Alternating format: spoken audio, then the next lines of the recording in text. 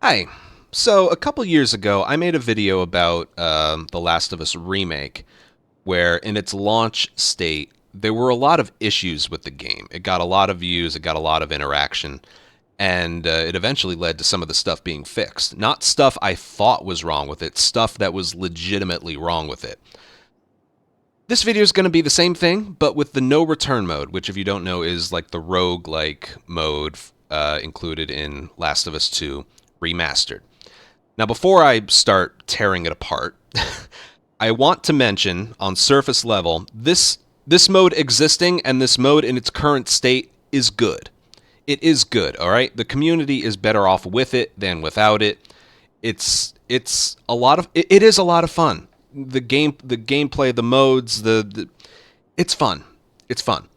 The problems that I'm going to mention come down to two things: playing it a bit more professionally and chasing high scores.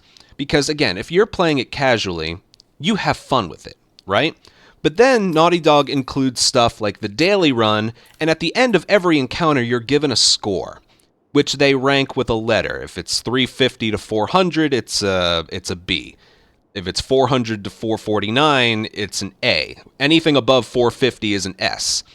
And you do certain things to accumulate a score. You know, stuns are 5 points, headshots are 5 points, melee is 5 points, not getting spotted is 50, getting all headshots is 30. I've already made like a little tutorial like a year ago about this mode, so I'm not going to go over every detail about that. But after you've played this for a while and you get the hang of it, naturally you want to go for high scores. And it's Naughty Dog themselves that are encouraging that. Again, what's really fun is the daily run, where everybody in the world gets the same board to try and the same character. Where you rank is literally based on the score you get, not how well you did it or how fast you did it or the quality of it, your score. That is where this mode, in my opinion, starts to falter. There's so many things that kind of contradict the scoring method of this game. And so this video is going to go over all the things that I think it does wrong and just downright they're like just bugs in it. Okay? So where do we begin? This is going to be a long video and I'm not exactly sure how to organize it, but we're just going to get started. First thing I'm going to start with is I'm just going to load up one and we'll look at the board. The first thing that I've always found annoying is, and hopefully I'm teaching you some stuff here. Whatever the faction of the first encounter is, it disappears from the rest of the board. So you know, we got Assault, Hunted, Capture, and Holdout, and the factions are Scars, Rattlers, Wolves, and Infected. Whatever faction the first encounter is, that faction disappears from the rest of the board. So the first faction is Seraphites. No more Seraphites. The only way it could include is the boss. It doesn't affect the boss. But there's no Seraphites on any of these possible future encounters. Which means, because if you're fighting Scars or Wolves or Rattlers, it's not that big a difference. If it starts with Infected, no more infected encounters the rest of the way. The only way the only way an infected encounter can show up later on is if you get Gondola, which is the only infected-only map, or you get Holdout, which is the only infected-only mode. So that's the only way it can show up later. But yeah, whatever faction the first encounter is, it disappears from the rest of the board. And infected, under most circumstances, are easier to deal with than people, especially on grounded mode, because people have guns, and in this game they are super duper accurate. We'll talk about that a little bit later. But yeah, I don't know if they did that because that was the only way to get the randomization of the rest of the board to work, or if it was just a legitimate bug. We don't know. Yeah, that's how it works. Okay, what I'm going to mention next has to do specifically with the Assault encounter. Alright, so we're going to do Assault. And I picked Lev for a reason. I'm going to kill 2 birds with 1 stone here. There's a problem with accuracy with the bow, but I'll talk about that a little bit later. For now, I'm going to change layouts here really quick. So for assault, specifically, you don't have a time limit, but you have a time limit before you start losing points. If you are able to complete an assault encounter at 3 minutes and 4 seconds or less, you get 100 points. For every 5 seconds past that number, you lose a point. So 3 minutes and 5 seconds, you lose a point. 3 minutes and 10 seconds, you lose 2 points. 3:15, 3 points. 3:20, 4 points. 3:25, 5 points. 3:30, 6 points. I think you get it. But when is the timer counting? Because you have 20 seconds before the first wave shows up. 3 waves in assault. You have 20 seconds before the first wave shows up. You have 20 seconds in your backpack or at a crafting table if you want, or upgrade table if you want. You have 20 seconds after the second wave, and then you have like over 20 seconds after the third wave, which is when the encounter is finished. Surely, Naughty Dog wouldn't count the time in between when you're actually doing something, right?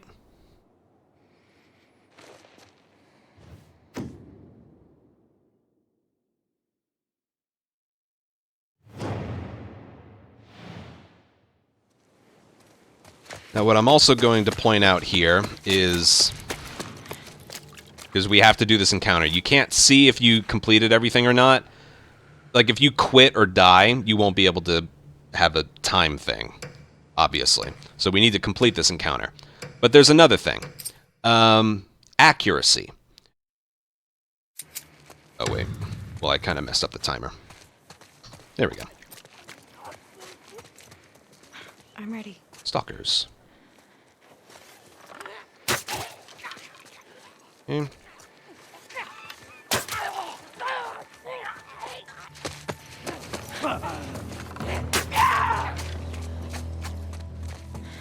So again, this is all for a reason. Steady.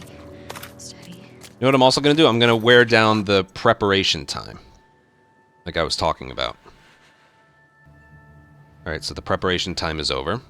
The next wave takes a little while.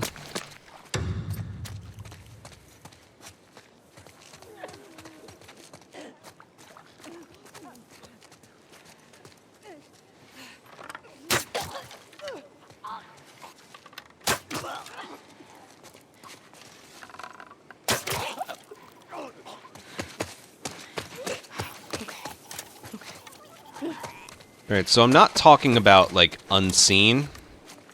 This is, again, this is more about accuracy.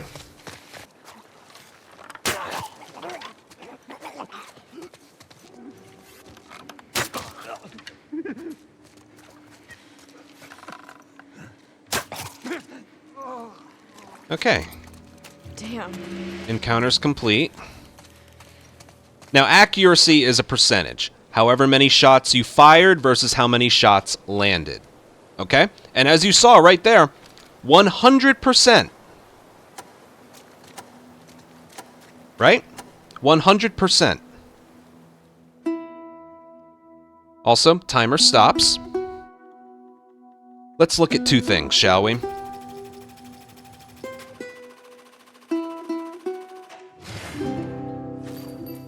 The timer counted the entire time. That was Naughty Dog saying, nope, too slow. That was too slow, young man. Young, yeah. Can you believe that? I was penalized 1 point because of how long that took. They count the entire time your character is on the screen. Why wouldn't it just count when there's enemies around? Why is... And what's even dumber about that is the later in, like, you know, this wave of assault was 3 enemies. When you get to the 2nd, 3rd, 4th, and 5th encounters on the board, these encounters get a lot tougher.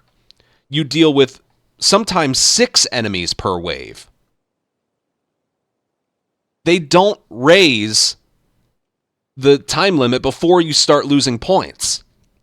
So could you imagine dealing with like 18 human enemies, all with guns? Maybe they all know where you are, and you still get that 3 minutes and 4 seconds, which is very, very strange because in Capture, the time limit is greater on the first, like this. It can only show up on the second encounter and onward. On the second encounter, you get like 2 minutes and 45 seconds, and there's 5 enemies to deal with. By the time you get to the 5th encounter, you have like 2 minutes to work with and 8 enemies. It's later on the board, so it should be harder, right? I'm not really knocking the time limit for that mode. I'm saying they made an effort to change the time limit for Capture when, like, the later on it gets. They took the time to change it.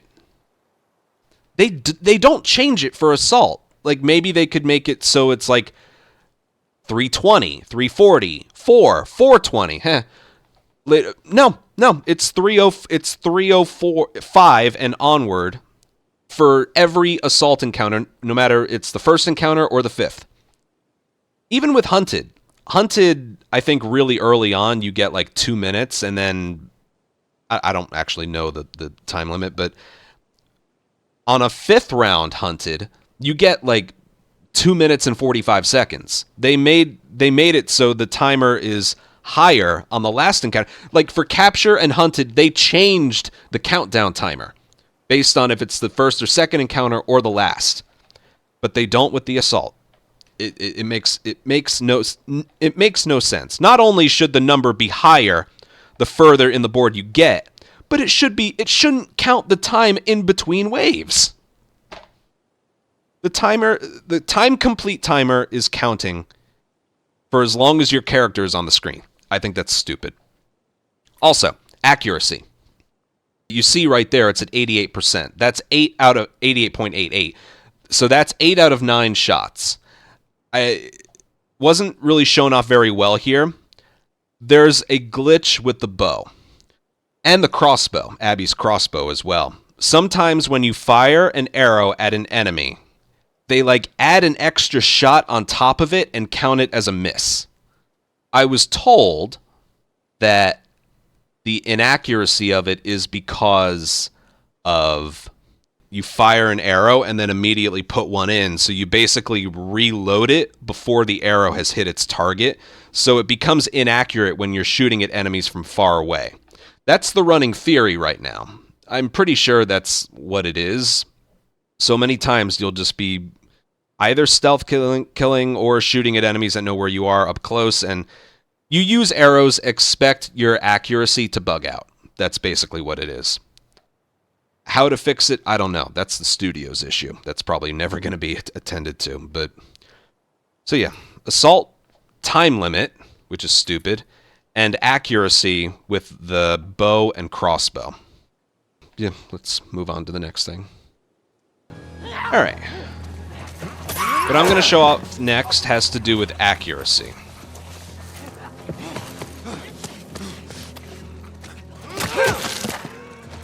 So accuracy is dependent on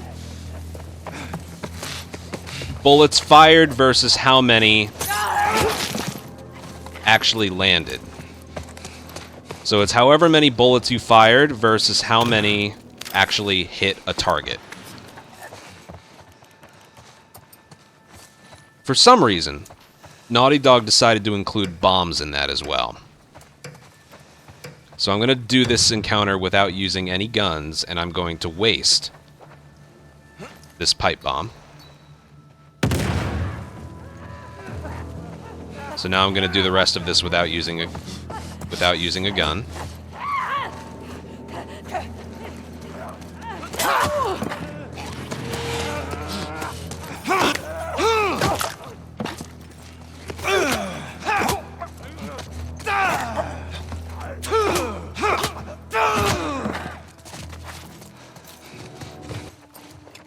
And here, I'll waste 2 more.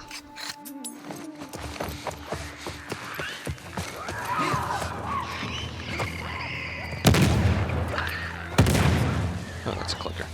There's a big hammer upstairs.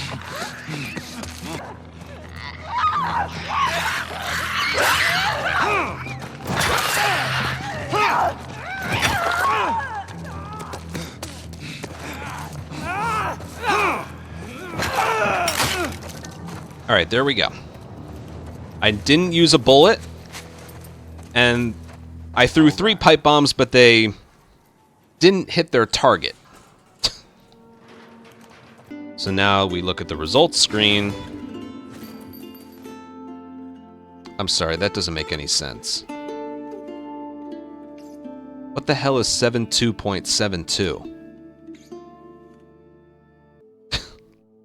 Whatever, I'm leaving that in. I was expecting it to be 0. But look at the description of accuracy. Points are deducted for each bullet fired and missed, starting from 100. I didn't fire a bullet. I threw 3 bombs. Where they get 72% from, I'm scratching my head over. Basically, what I was trying to show off is they base it also on bomb accuracy. If you throw a bomb and it doesn't touch an enemy, it is deducted from your accuracy. And this would take a while to show, so I'm just going to explain it.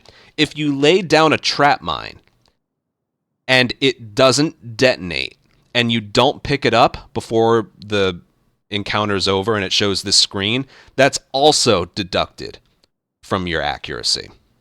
So again, let me repeat. If you lay down a trap mine, and you don't retrieve it, and it doesn't detonate, it's deducted from your accuracy.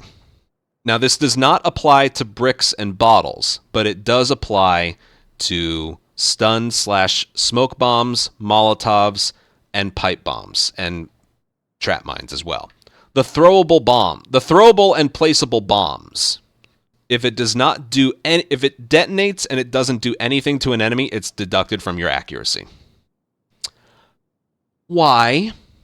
If you're going to make it like that, all right, make it like that. But look at the official description on the right. Points are deducted for each bullet fired and missed, starting from 100. You know how many times, for most of the bosses, at least the infected boss, for arcade and garage bloater, we do no guns. Do you know how many times we've had less than 100% accuracy because, like, they run through a bomb or they walk they detonates and doesn't do a little damage? It happens a lot. The whole point of not doing guns is to guarantee 100% accuracy, but then it's like, no, fuck you. So there's inaccuracy. This is ironic. There's inaccuracy with accuracy with the bow, crossbow, and bombs. Yeah. Before we move on, my chat and I are just really struggling to come up with where the game got 72% from. We did no guns and threw 3 bombs. Accuracy should be 0, but it was counting some other stuff. We're like pickaxe swings? Brick and bottle throws? It just 72% is 8 out of 11. So somewhere it counted 8. I didn't fire a gun.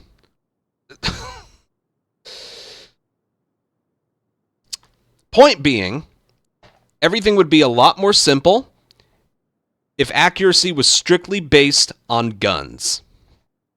That's it. Next. All right. Up next is crafting tables when you're in between encounters. Let's look at how original Last of Us did it, shall we? All right, let's do this.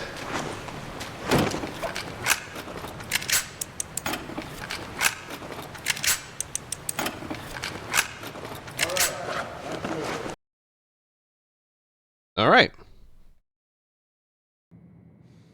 By the way, this isn't a critique on part 2. This is a critique on No Return. Let's see how long this takes.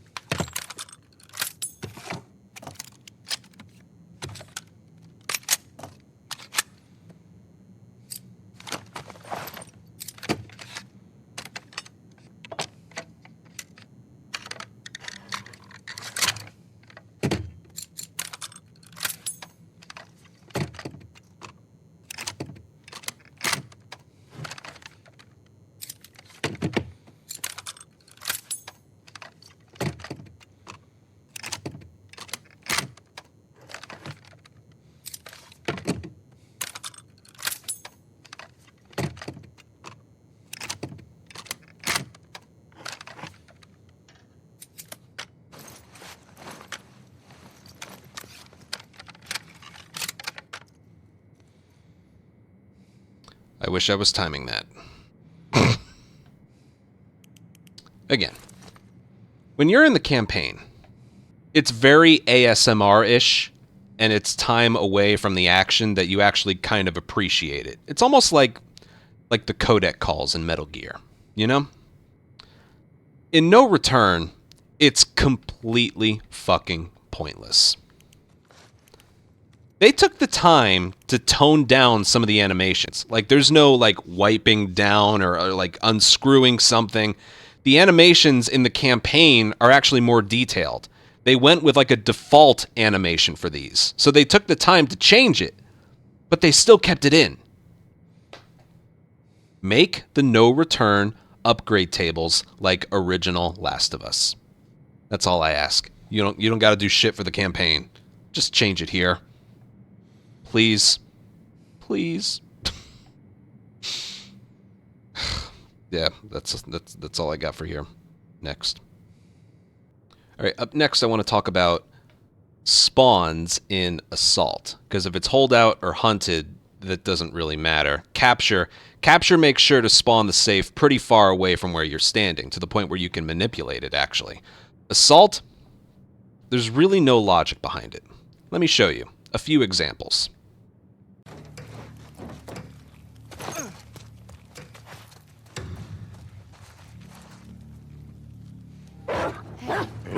Over here!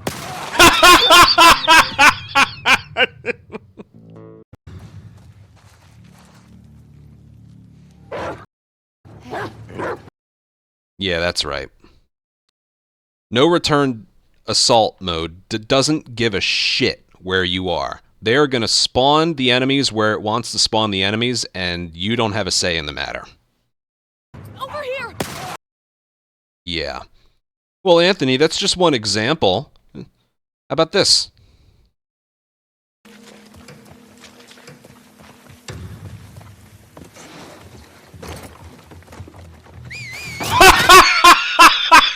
Stupid fucking game!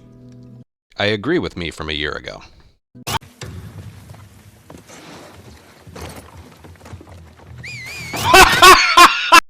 Yeah.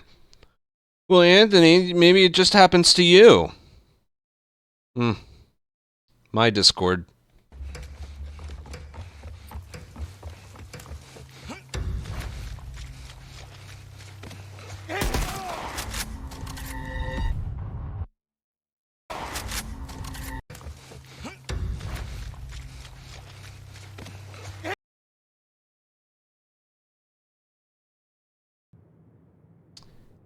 Yeah.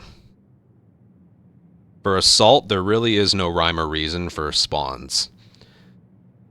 What's interesting, though, is there's only like 1 or 2 instances where that unpredictability can actually help you. And I'm going to show that off right now. Hold on. All right, so here we go. We're in the hardware store. This is the part in the campaign where you would be leaving the hardware store. If you place a trap mine right here,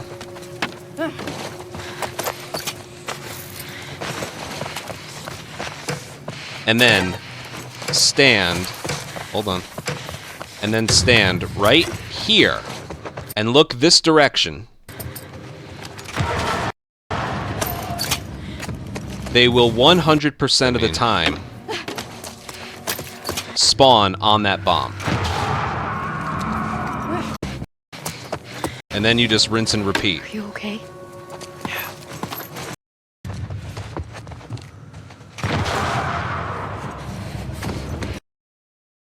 So you can manipulate.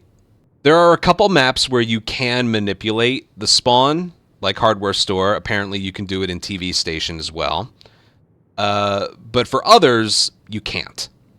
So yeah, it's both a negative for them spawning literally right on top of you, and a positive where you can lay down trap mines where you know they're going to spawn if you're standing here and looking there. So yeah, and again, what I just showed you doesn't work on every map. Maybe like that one.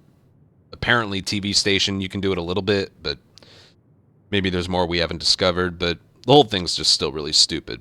The spawns should work like Capture, where Like, the safe spawn in Capture won't spawn right next to you. They'll purposefully put the safe spawn somewhere else, you know? So you can get rid of one of the spawn spots you don't like by standing where it can show up.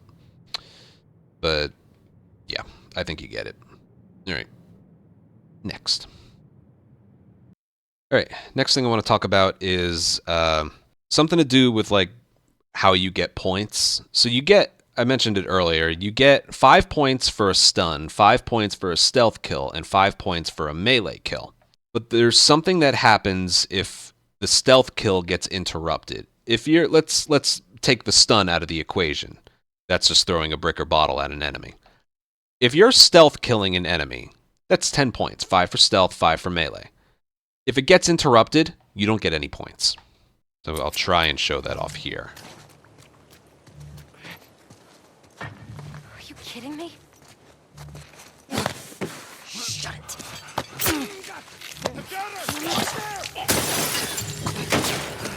Oh no. So she started the throat and then, like, the lowering of the body. It would have shown up here. Okay?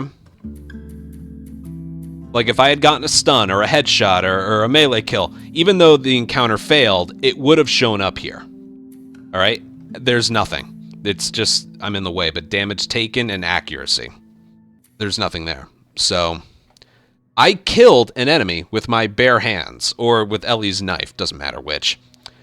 When you begin a stealth kill, and it gets interrupted by an alert, and she does, like, the faster kill at the end, you don't get any points for it. So I can understand, obviously, not getting a stealth kill. The stealth was ruined before the animation was finished, right? That's fair. You don't get a melee. You don't get points for melee. I don't get that. I know I'm just complaining about 5 points, but, you know, every bit matters. That should still count for a melee, in my opinion. She's literally, like, and then running away. Or with Abby, I think it's a neck snap, and then going. Yeah. So if you begin a stealth kill, no matter who you're playing as, and it gets interrupted with an alert, no points for you. Yeah. Alright. Next. Alright, while I'm playing as Ellie, the next thing I'm going to show off is something that is Ellie-specific.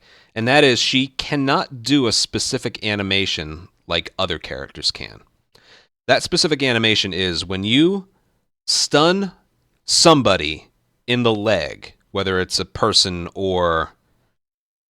I don't know if it's with a person, to be honest. But with an infected, if you leg shot them and then hit square, they do this quick throat slice, like this.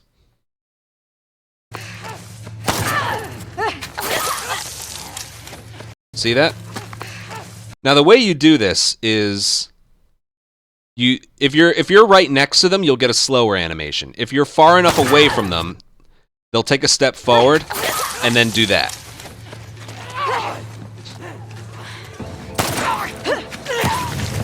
See that? For some reason, Ellie can't do that. Watch. If you play as any other character, that would have been the fast throat slice.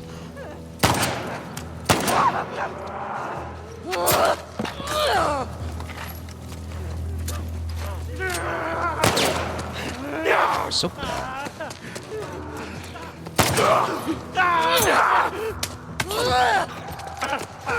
Now I need to mention that only applies to the leg stun. If you're gonna do a throwable, it still works. Watch. See that?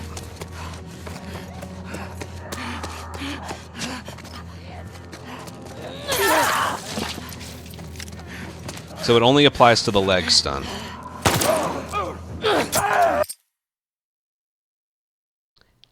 Every other Ellie character that you're playing as, and by Ellie character I mean she has a switchblade, it would be the fast throat slice animation. You can do it with throwables, but you can't do it with the leg shot stun, which is weird because every other character is just a reskin of her.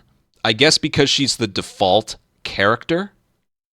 But that doesn't make sense either because, the equivalent animation when you're playing as an Abby character is like the neck snap. Leg stun, walk up to them, snap their neck, you move on to the next enemy. Very quick. Abby can still do the neck snap. So it's specific to Ellie here. Yeah, and what someone mentioned, that alone kind of stops her from being one of the best characters because you can rack up the highest score on Hunted by Infected. That really slows you down. And it can also get you hit if there's like an enemy next to you. Strange one. And like someone said, keeps her from being one of the best characters. Yeah, well. Next. All right, up next, I want to talk about something that can happen in Capture. Capture is actually a pretty fun mode. Pretty unique. But there's something wrong specifically on 2 of the newer maps. This got like a free DLC thing with 4 new maps and 2 new characters. 2 of those maps were Streets and Overlook. On those 2 maps, the currency can glitch out to where you get more than you should. So I'm going to rely on footage. This one was literally just a couple days ago. So it's hard to see, but right here, I have 4 currency. And I'm about to do a capture on the Streets map. This encounter is worth 25 currency. Okay? I have 4, and it's worth 25. Okay? I end up performing it properly, and I get the stuff in here.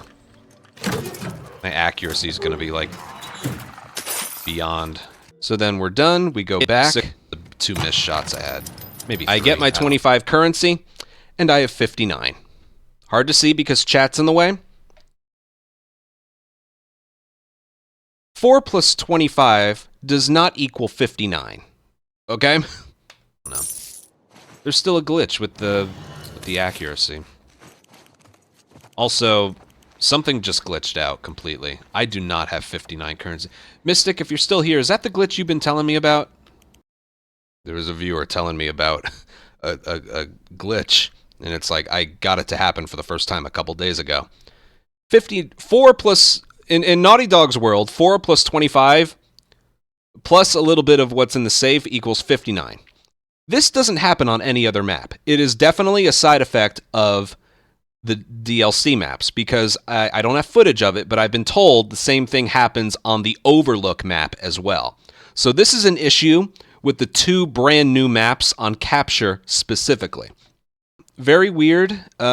Technically, it's not a problem, but still something that is, something's being calculated incorrectly. And while we're on Overlook, I just want to mention Overlook really quickly.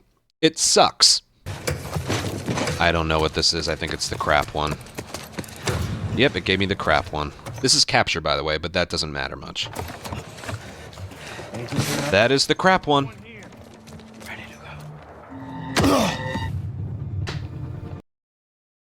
Overlook is the only map of all the maps in this entire mode where you can die from fall damage.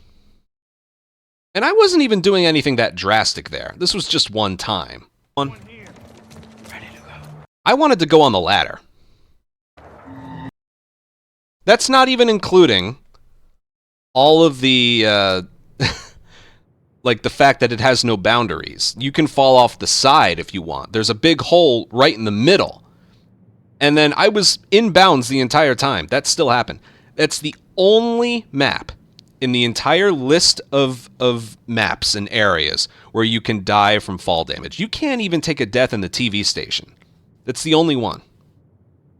And the fact that it's got like vertical layers where enemies just don't miss, yeah, I figured I'd just throw that one in there. Nice. Nice. Nice. Someone just did a 69-month resub. Nice. Nice. Timing. Nice. Nice. Anyway, on to the next one. Nice. All right, up next, I wouldn't necessarily call this a no-return issue, but it is just a lot more annoying in no return than it is the campaign, and that is enemy aimbot. So in original Last of Us, even on grounded mode, they would almost, as long as you're not running towards them and you're not right next to them, they would always miss the first shot they fired. They would immediately follow it up with a hit, but that gives you time to hit them. In Part 2 in Remake, you get this. As long as an enemy is aiming their weapon at you, and they sometimes just freeze there. They don't, like, put the gun down to run to a new spot. They just keep aiming. Remember, you can't peek. I'm hit there, and then I try to aim. I just... You know, I'm gonna peek. There you go. I'm gonna peek. Look. I'm gonna peek. I'm gonna peek. There you go. I'm getting... It's annoying listening to myself. Just... You can't even get the reticle on the screen. They have aimbot. Yeah.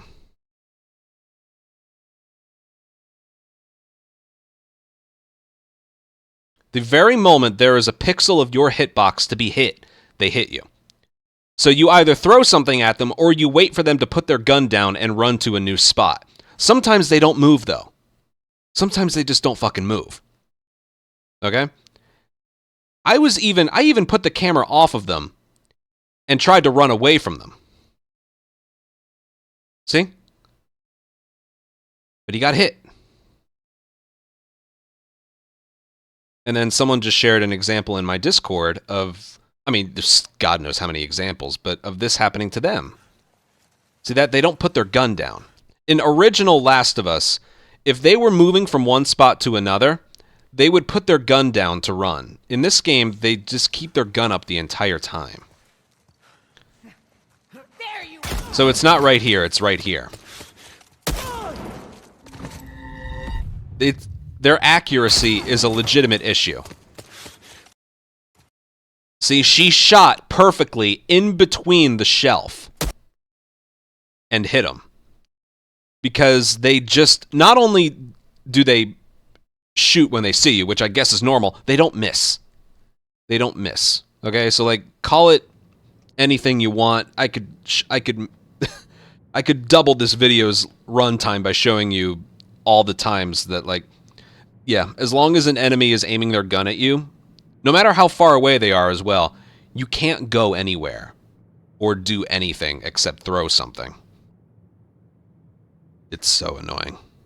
The only reason I'm including that in this video is because it's one of my least favorite things. Because it is more of a part 2 issue than a no return issue. But I wanted to throw that one in there. Alright, next. Alright, up next is a super interesting one. It has to do with Ellie character stun bombs / smoke bombs. So, the problem arises from, this is also in the campaign by the way, but the problem arises with the game treating stun bombs and smoke bombs as two separate things. So you start out with stun bombs, and then you use a training manual to upgrade them to smoke bombs. Again, the problem is the game treats them as two separate things. Let me just show you. I gotta rely on footage for this one. So this one happened less than a week ago. I'm playing as Dina. I upgraded the thing so that she has smoke bombs instead of stun bombs. So before this encounter, she has 4 smoke bombs. Okay? And I'm going into an encounter that has temporarily unlock all recipes. Okay? Time limit. It took away my smoke bombs. I had 4. I went into an encounter that had unlock all recipes. It took away my smoke bombs because that temporarily unlock all recipes only applies to stun bombs. Oh, it took away all of them. Shit. Yeah. Shit. So that temporarily unlock all recipes only applies to stun bombs. I had smoke bombs. But the problems don't stop there. Watch this. Same thing. Here's the upgrade tree. The gambit is stun an enemy with a stun bomb.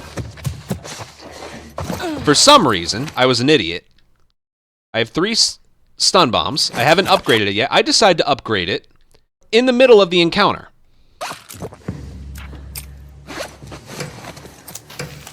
It didn't... I just realized something. It didn't take the bombs away because I did that when I, like, started the encounter. What would be interesting is if you go into an encounter with unlock all recipes and then you upgrade it. My guess is nothing would happen, but maybe it goes from 3 to 0. Who knows?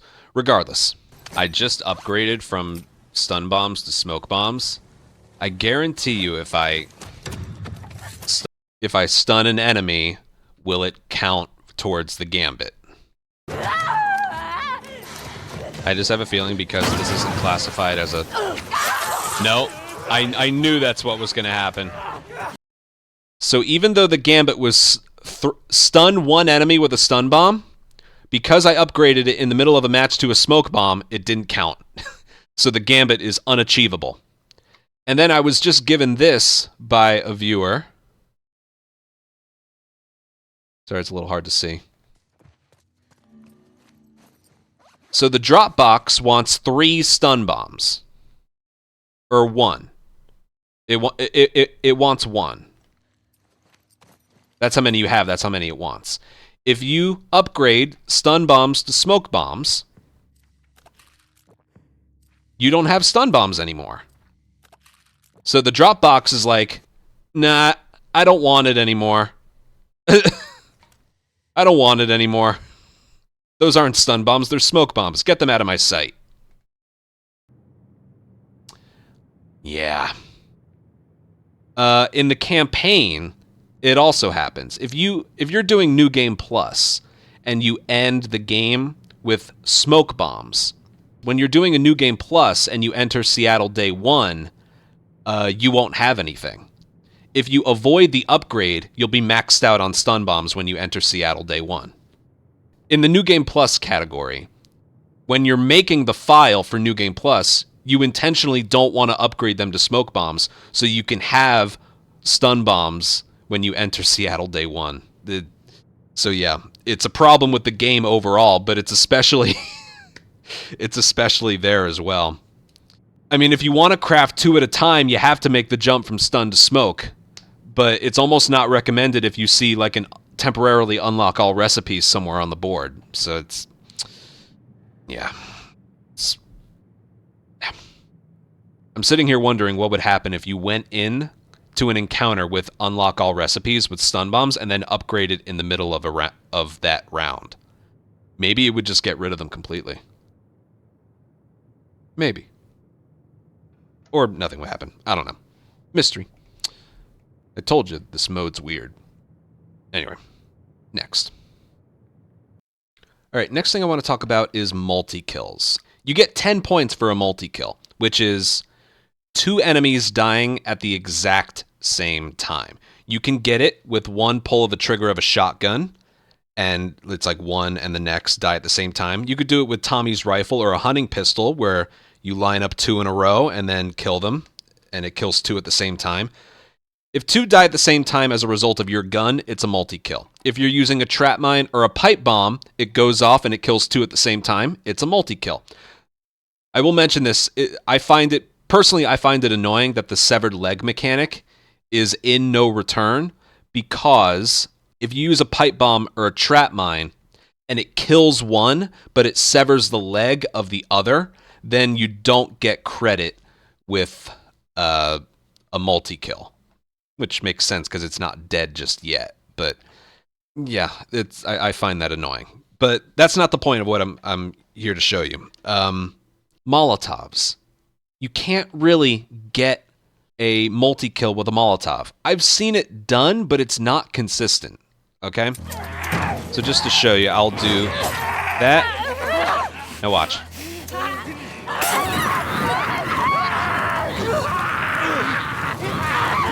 Okay. 2 just died from that.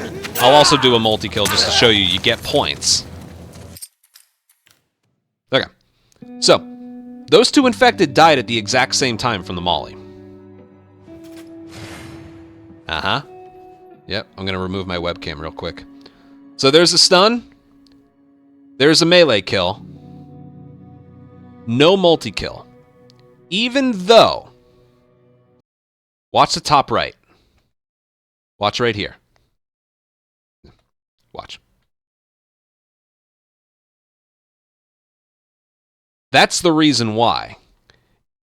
If this was a bomb detonation, they both would have been grayed out at the same time. But because it's a Molotov throw, there is a 1 frame window of one dying technically before the other.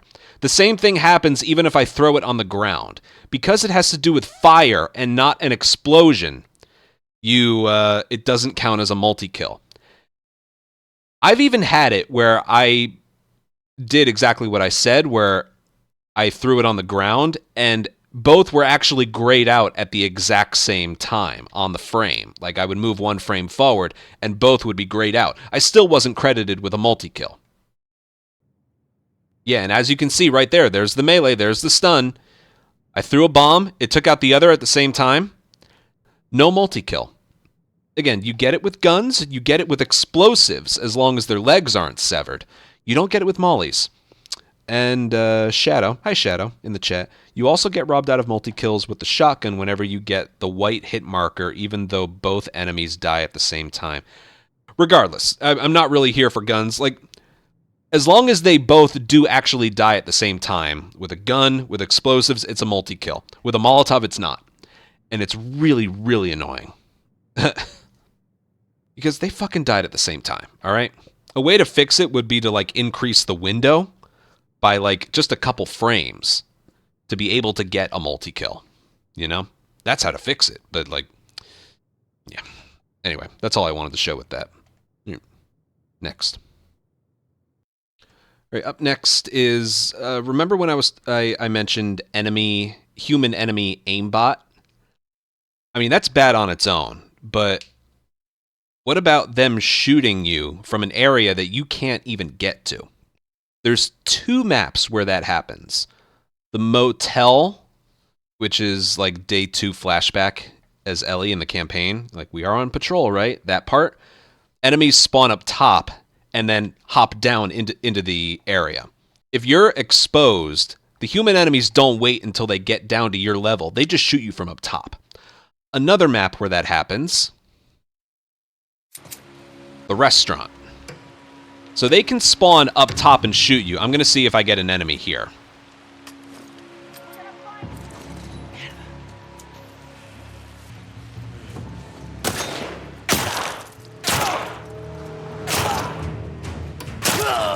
There you go. See that? They haven't even hopped into the area. Now keep in mind, there's like 3 other locations they can spawn up top and then drop in from. And then combine that with the fact that that's not the only map where that can happen. I mentioned the motel. That can happen. Yeah. Why they made that, like, here. The only infected-only map in this entire mode is Gondola. Why they couldn't have made Restaurant the other one, I don't know. Because Restaurant isn't a people encounter in the campaign either. It's infected only. Why they decided to include that, it's hunted only. But why they decided to include people, I don't know. Because that's not right. That's not right. Another map I feel that way about is the school. It's a very compact map. The only reason I could justify it having people in that one is because that's the first human encounter in the entire game. So I guess that one makes a little bit more sense, but it's still so fucking small. The restaurant, though, that makes no sense. No sense. The motel, at least it's a bigger map with some spots of cover, but that's ridiculous. Yeah. Anyway, yeah. Next. All right, up next, I'm going to talk a little bit about Holdout.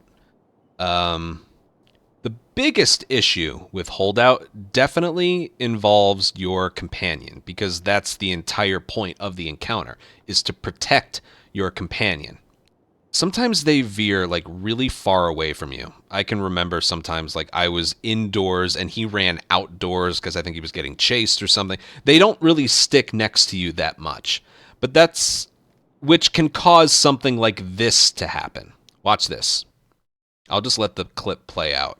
It has to do with like when shamblers show up. Ignore the fact he's invisible. Doesn't matter much. So the Shambler's dead. Watch this. He's willingly stepping into the... Yeah. Watch the health up top. Look at the health.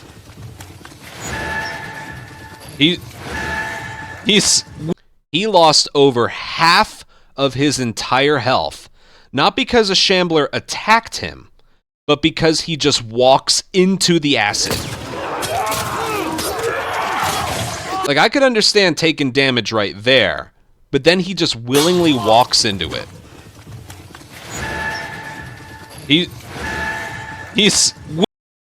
Yeah. I ended up dying on this one, by the way. And that's not the first time that happened. That's happened many times, but this clip still makes me laugh today. So one enemy left, it's a Shambler, and Joel hasn't taken any damage. Oh, shit. Okay, he's gone. Encounter complete. No. No, no, no, no, no, no, no, no, no, no, no. No. No. Did you hear the sound effect? Listen. Encounter was already over. I guarantee you it counts. It actually counted! Yeah. The encounter was over, all the enemies were dead, and Joel walked into the Shambler acid and lost me 13 points. Combined with the multiplier, that's a little over 40 points.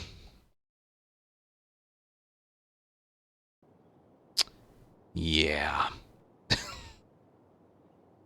So, that problem more stems from, like, the companions just kind of running wherever they want. Not really much to mention after that. The other thing I'll mention with Holdout, but this, I'm just going to include this because it's more opinionated than anything. I don't like how the bloater can show up in the middle of a Holdout. It can only show up in encounters 4 and 5 on the board, but sometimes, it's not consistent, sometimes a bloater will show up in the middle of an encounter, which I think is stupid because he's two different bosses. You know, there's 6 bosses, a bloater counts for a third of them. To just include that in the middle of an encounter that's already pretty chaotic, I don't know. Like, obviously he doesn't have as much health as a bloater boss, but oh, yeah, they don't show up when you have invisible enemies, but that's already impossible. It does make it fun. I guess I'm okay with it. I wish he would show up at the end. That way you're just dealing with him. When you're dealing with the other runners and him, I think it can get a little too chaotic. But like I said, that ventures a little bit further into more opinionated stuff than an actual problem with the mode. I don't know. I wish the bloater could be sort of taken on by itself. Like, if he was the last... I kind of enjoy it when he's the last enemy in the area, but dealing with everything plus him, I think it's too difficult. I think it's just too difficult. Again, that's more opinion. But the allies walking into acid and just, like, walking sometimes outside of where you are, yeah, that's annoying. That's annoying. And it obviously is not right. But, yeah, that's all I'll mention about that. All right. Next. All right, up next, let's talk about Bill. I'm sorry. Let's talk even more about Bill. As if I haven't done that enough over the last 11 years. So, Bill's big thing is he gets a fully upgraded pump shotgun. That's his big thing. He can't dodge, so the shotgun is basically all he has. That plus trap mines and bombs and stuff, but So this is what you do. This is the first encounter of an entire board. You have to do the drop box in order to get it, which you can pretty much do. The first one will only ask for a pipe, for a trap mine, or a med kit. So you satisfy what it asks for, and then the encounter's finished. When you get back, you will be given a shotgun plus something else. That's Bill's thing. He gets 2 things from a drop box instead of 1. And one of those things is a fully upgraded pump shotgun, which is, it's a really good shotgun. The problem is, sometimes it doesn't show up. So this is the one that I just did before. We go back to the hideout. Semi-auto and a training manual. That lowers it from Bill being useless to him being even more useless. Because when you're playing as Bill, the second encounter doesn't have a drop box. Therefore, you would have to try again on the third encounter, which does have a drop box. And at that point, you may or may not get the shotgun again, and then you only have it for the 4th, 5th encounters and the boss, which you might not even need it for. I think the randomization of something you're kind of promised from the game is stupid. It's bad enough I deal with him being him in the Part 1 speedruns, but then he can't dodge, and the shotgun, like, am I going to get this really powerful shotgun? I don't know. And on top of that, you can't purchase it from the locker. It is unpurchasable from the locker. I don't know if he can even purchase a normal pump shotgun. I don't think he can. Maybe someone can correct me if he can or can't, but I don't think he can. So that legendary shotgun that we are like teased into him getting sometimes can only be used on half of the entire board. That's about it. Next. All right, let's talk about Marlene now, because she is the other DLC character. Bill and Marlene are both DLC characters. Bill's got the shotgun issue. Marlene has an assault rifle issue. So that's another gun, just like Bill. That's another gun that is like custom made just for her. The closest you can come to that in No Return is the SMG, the silenced automatic rifle, but or the silenced machine gun, whatever. The assault rifle works very similarly to how it works in, the hospital in Part 1, both original and remake. And if you're wondering how you see some professional players only fire 1 bullet at a time because shooting it like crazy can just ruin accuracy. That's not the issue I'm going to talk about, but the moment you fire, let go of aim. So like that. That's how you fire 1 bullet at a time.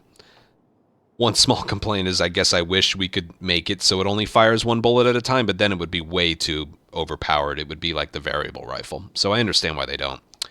Anyway, that's not the issue. The issue, the actual glitch, I'm going to rely on some footage from Tio, who's one of the best No Return players in the world. Watch what happens if you try to leg shot and then headshot.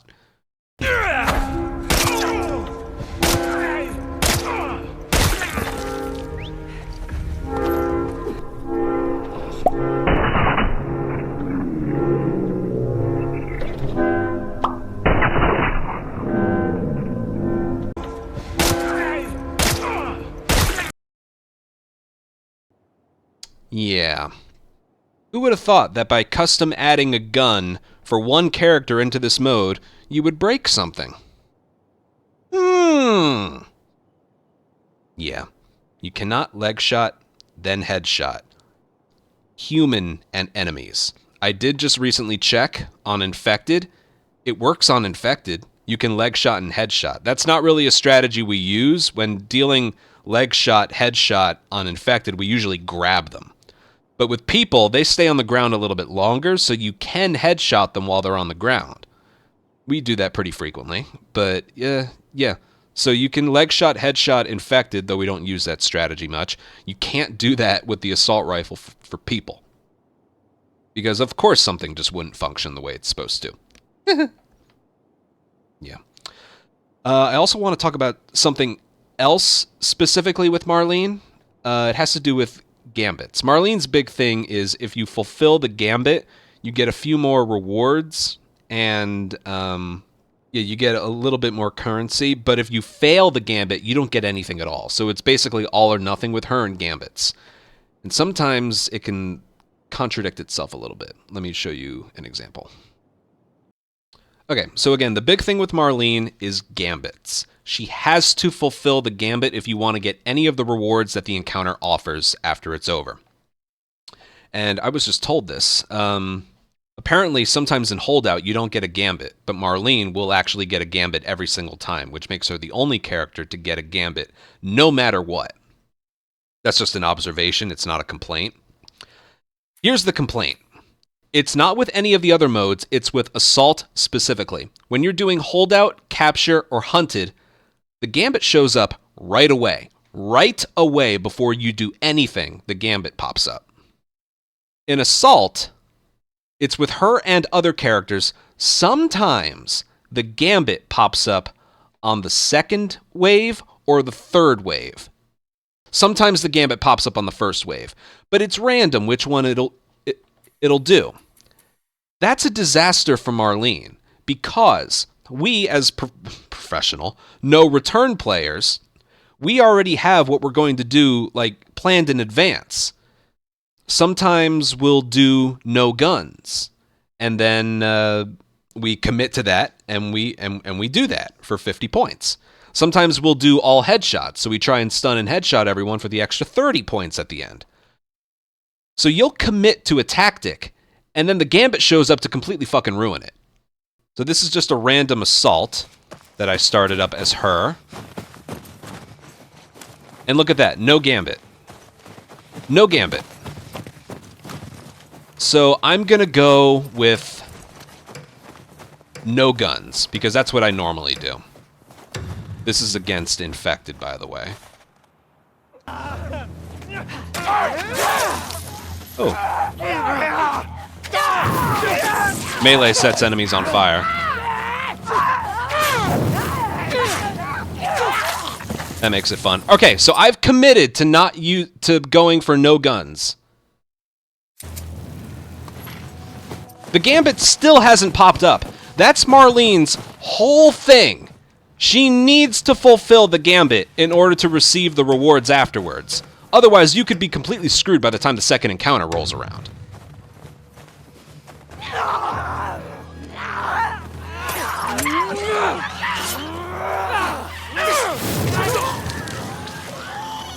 There's a brick over here.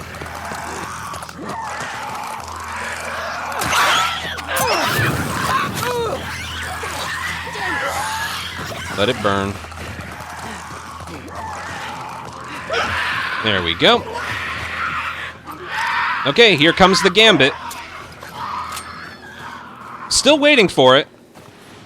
Headshot a grabbed enemy. Lucky. That couldn't have... No, it's not lucky, Marlene. That was a very dumb thing to say. I've already committed. Remember, the whole point of no return when you're trying to play professionally is to rack up the highest score you can get.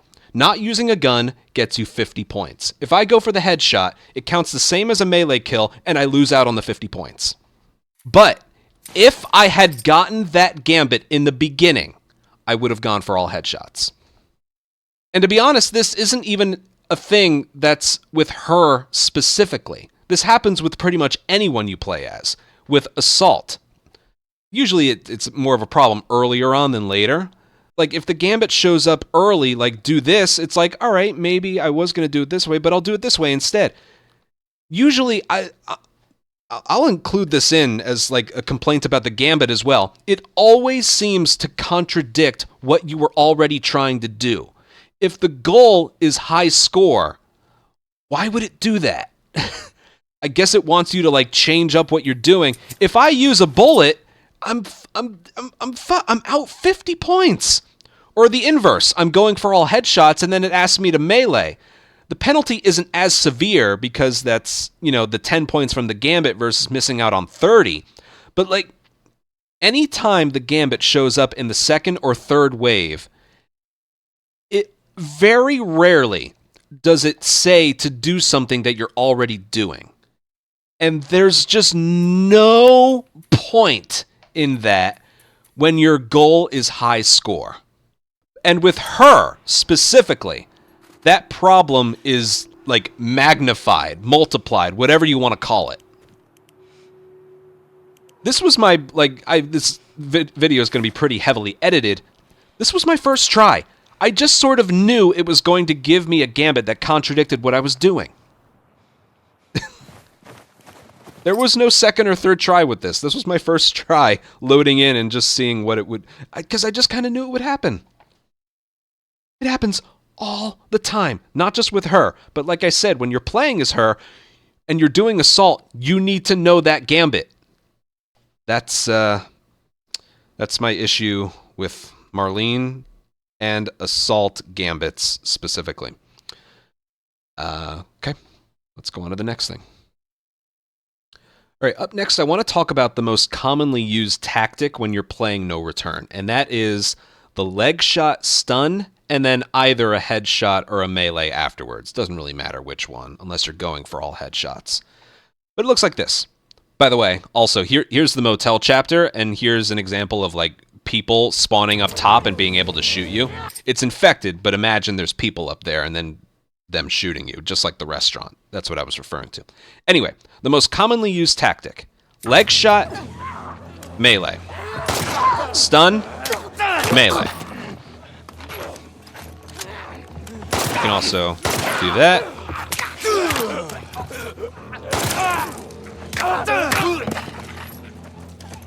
So that right there is the most commonly used tactic. 5 points. 5 points. Or you can do this.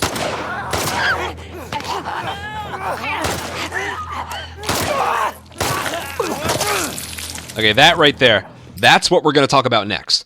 So, leg shot is 5 stun points, and then a melee or a headshot is 5 more points.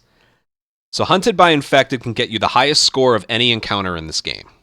And it doesn't matter if you're playing as an Ellie character or an Abby character, pistol leg shot and then either a knife stab or like a punch or a neck snap. It doesn't really matter which one. We kind of prefer using Abby characters for this, but as long as you're not playing as Ellie, remember that's the issue I was talking about with her not being able to do a quick kill. If you're playing as a non-Ellie character or just an Abby character with a pistol, yeah, these are really, really fun encounters. Let's talk about revolver characters. All right, so now I'm playing as Dina, who starts with a revolver. And I think you know where this is going.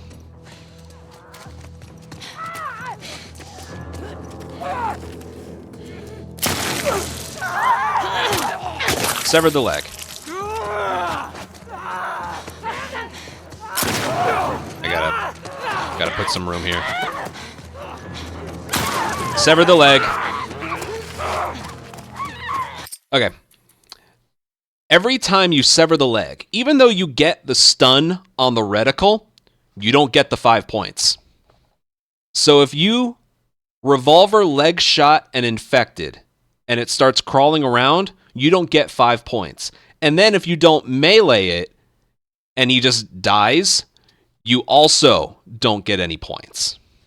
The one thing about this is you can't have more than one crawling infected in an area at a time. So if you let one crawl around, you can get leg shots. See?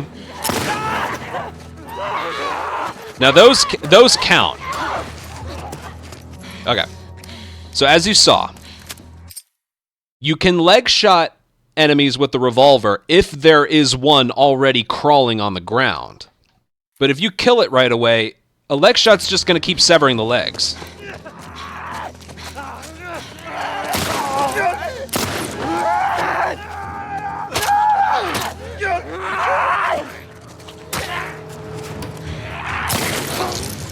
See that? So the only way to get points out of a crawling stalker is to do that. That puts revolver characters at a huge disadvantage. And remember the other strategy I was doing by shooting one to like put them in a locked position and then leg shotting them, the same thing's going to happen. I don't think it kills them, but there's no way you're going to do some damage and then expect their leg to not fall off. If you're playing as a character that has a revolver, it is a massive disadvantage in terms of getting a high score over a character that just has a pistol as a default. Let me get to the next encounter and I'll show you something else about how to counter this disadvantage. Alright, so again, leg shotting with the revolver can stun them if you already have an infected crawling around. That is a workaround, but there's another workaround, and that is if you leg shot while an infected, you can't sever human legs. I mean, you can, but that just leads to them dying. But that's usually with big guns like shotguns or rifles. Anyway, with infected, if they're in the middle of some kind of animation that doesn't involve them moving, their leg won't sever. So if they're squeezing through an object and they get on the other side, if you leg shot them while they're still doing that animation, their leg won't sever. And it's the same thing with this. You do not want a melee weapon with what I'm about to show you. So watch this.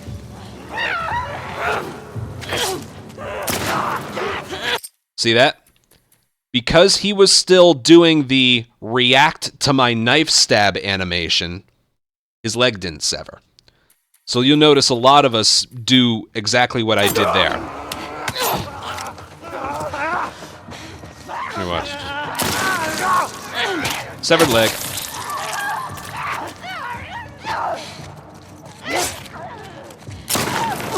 Alright, that one I think I was too late.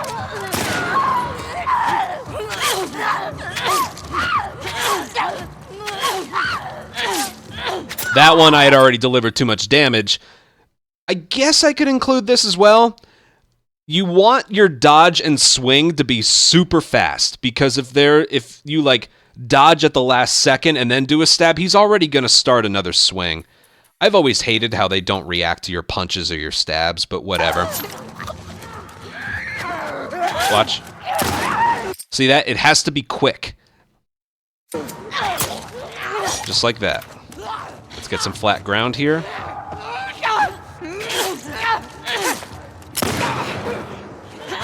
See that? I think you get it.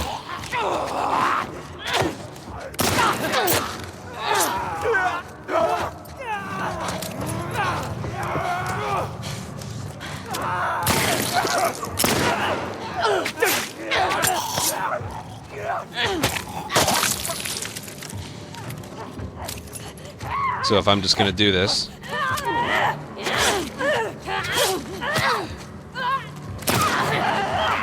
See, they need to, it's, I wouldn't say it's stars aligning. It's random whether or not they just throw another punch immediately or not. And if you throw like 3 or more, revolver to the leg's just going to kill them.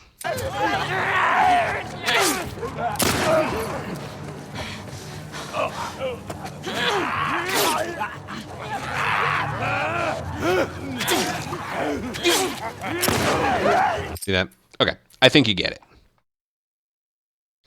Why is she doing the Ellie knife attack? Oh, because you're too close. That is a good observation. Remember what I told you about the quick kills?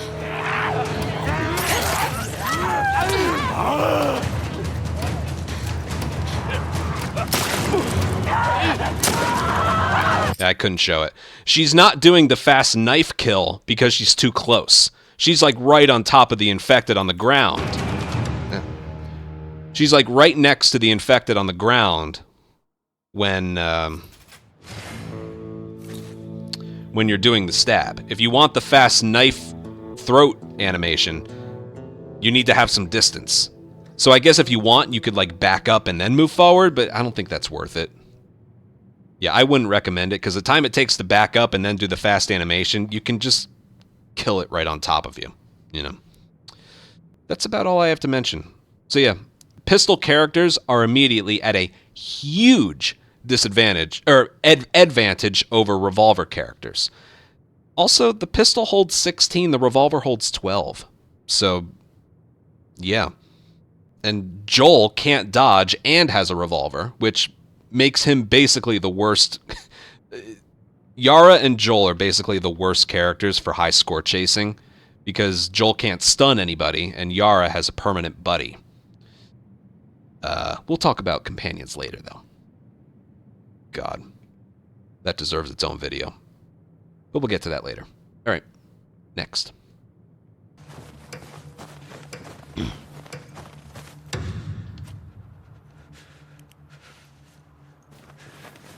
have anything?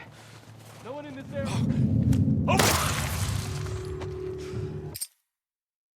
I wish I had it. I wish I had it playing. You know what? I'm going to include that. Okay, this right here is time in between the recording. I'm setting up the next thing to show. Yeah, there's your assault spawns that I was talking about.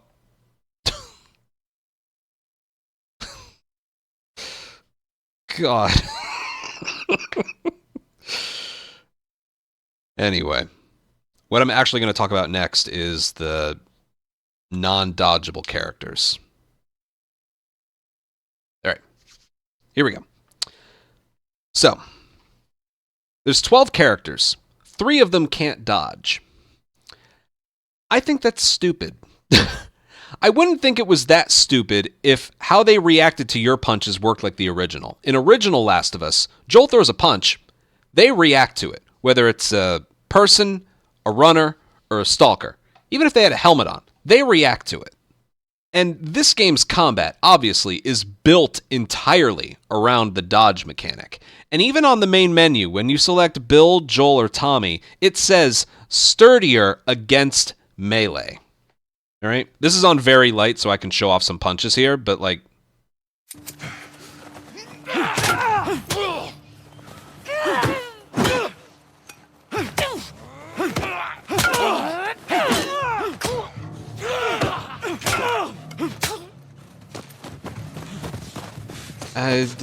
yeah. The only way it's sturdier is if, like... Do a sweep. Here! Alright, dead. But I think you get it. Like, yes. For some of the swings, he's punching through them. Okay. Why couldn't you have made it that they react to your punches? I have a video right here. I could technically keep this going, but this is the first time I experienced this in a daily run. This footage remains rent-free in my head. Ryan! That's not fair. That's not fair. That's not even a little bit fair. Keep in mind, he had full health right here. Ryan! 1, 2, 3, 4 punches. She just swung through every one of them. Now, the sturdier against melee means that he's punching her, and he didn't react to the swing. Ryan! That's not fair. But what's the point? What's the point? Okay, the other thing that sturdier against melee stands for is if you do get an enemy in a combination of punches, they're not going to block you and then shove you away. If you're playing as literally anyone else that can dodge, you'll go punch, punch, punch. This one, the enemy blocks, they shove you away, and then they do their own melee attack. When you're playing as Bill, Joel, or Tommy, they don't block your attack. Same thing with the Stalker. They don't push you away. Like a Stalker does that as well. Runners, no. But people and Stalkers, yeah, they block a punch and then shove you away. They don't do that when you're playing as Bill, Joel, or Tommy. So sturdier against melee means your punches can't be blocked, and they will punch through enemy attacks. But them not reacting to your punches, regardless of what they are doing. Oh, God. And then, God forbid you get hit once by an infected. You're stun locked. Remember what I showed earlier with Dina? I tried dodging stab, dodging stab, dodging stab, but the runner kept throwing punches and throwing punches and throwing punches. Sometimes a runner can you know, hold on a sec. Hold on. This one's from a daily run just 4 or 5 days ago. 3 or 4 days ago. Whatever. Look at the combination of punches from the runner. Swings through it, swings through it, swings through it, swings through it, swings through it, and then grabs. Dude. Yeah. So, no reaction, no reaction, no reaction, no reaction, no reaction, grab. That is a possibility from runners. That can just happen. That is how they designed this game to be. Melee, dodge, melee, dodge, melee, dodge. If you are playing as Bill, Joel, or Tommy, and you get hit once before you've started a punch, you're just dead. You are just dead if you get that alignment. Because, you know, runners, it's 1, it's 2, it's 3, it's 4. If you're mashing square, or whatever button you use for punch, nothing. You're stun locked. I don't need to show it to you. I know for a fact if you played this mode already, it's already happened to you. In my opinion, the sturdier against melee, while that is technically in there, it's still bullshit. Based on both videos I showed you and what I showed you right here. Here, he has a pipe, so I can't really, like... We'll play around with this some more while we're here. Again, this is very light. On grounded, you're just dead. If one of them has a gun, I'll take him out first. That's a big gun. I'll take you out. I think that's them. Over here!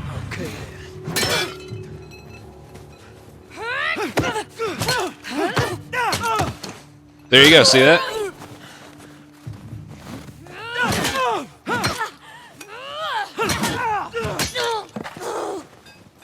Again, I'm doing this on very light. On very light, you have you get more hits out of their dropped melee weapons. On grounded, it's 1 hit. So, yeah, I'm sorry, it's just dumb and should be tweaked. Yeah, it's sturdier against melee, but not melee weapons, and that. Did you know? Fun fact: in this game, enemies can't like throw a punch at you. You bring up a good point, Mystic, in the chat. I'm doing this live. In this game, the only time you can get an enemy that punches you is if they block you, shove you away, and then they try and like pistol whip you. Enemies don't throw punches with their hands in this game. They can only swing at you if they have a melee weapon, which kind of sounds weird when I say it out loud. Because, I don't know, this game's combat is kind of sophisticated, but it's very odd that they don't have enemies that throw punches. Again, the only way is to get a guy with a gun. Like, if you approach an enemy with a gun and just stand next to him, he'll just keep shooting you over and over. In original, yeah, they'd throw hands, but yeah, not in this game with people. So that's why sturdier against melee is stupid, because the only melee you're going to encounter is people with melee weapons. You can't punch through them. Before signing off on this little segment, I want to say there was a viewer, I forget his name, I'm sorry, that had a great idea. What if you made not being able to dodge and keeping it the way it is right now, make it a negative mod? The same way that it is for raining Molotovs or invisible infected or photo mode filter.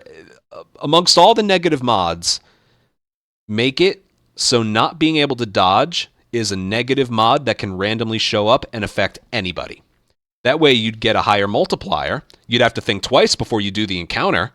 And yeah, I think it'd be chaotic fun, especially when it's just like isolated occasionally, right? That'd be crazy, because then there'd be some encounters where it wouldn't really come into play, like capture or something. But I loved that idea the moment I heard it. But instead, they gave what I just showed you to 25% of the roster. Let's go to the next thing. All right, not that this next one is a huge deal, because it being randomized can be a fun thing, as it forces you to think quickly on your feet. But the lockers. sometimes it doesn't give you what you're looking for, but it does it in a really, really, really trollish way. I have 2 clips I'm going to show you.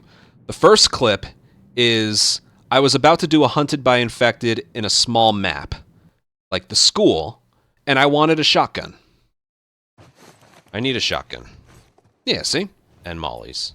I have 40 currency. Wait, hold on. After I've spent everything. Okay, so I had 31 currency to spend for what I think costs 12 or 15 points for a shotgun, and Marlene, like Jesse, has the infinite reroll. So I'm just going to reroll for the shotgun.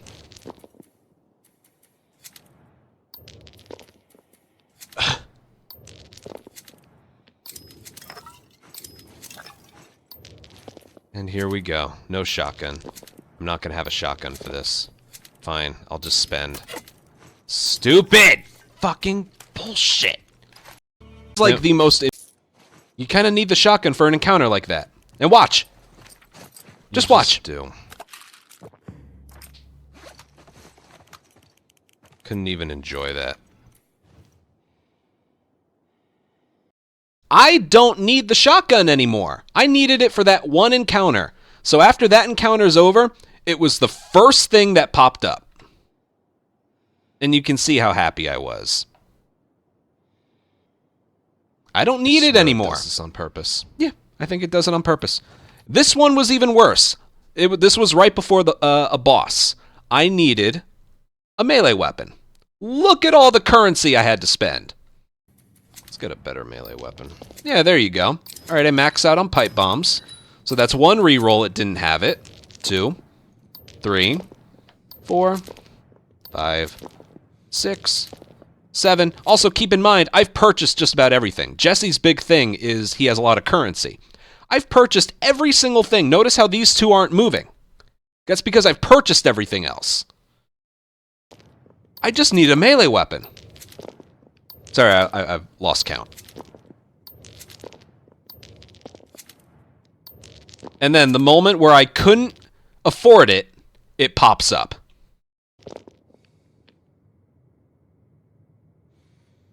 Yeah, not even a machete. Machete's 3. I could have gotten that with 4 remaining. Like if a machete pops up here, I could have gotten it. But it actually gave it to me, like after... Those were like the worst examples I could find, and they were like within the same month. It was just crazy. And you got to keep in mind, Marlene and Jesse are the only characters that have the infinite reroll. Every other character can only reroll once. So you take those 2 characters, which can basically get whatever they want, and you're not given what you wanted.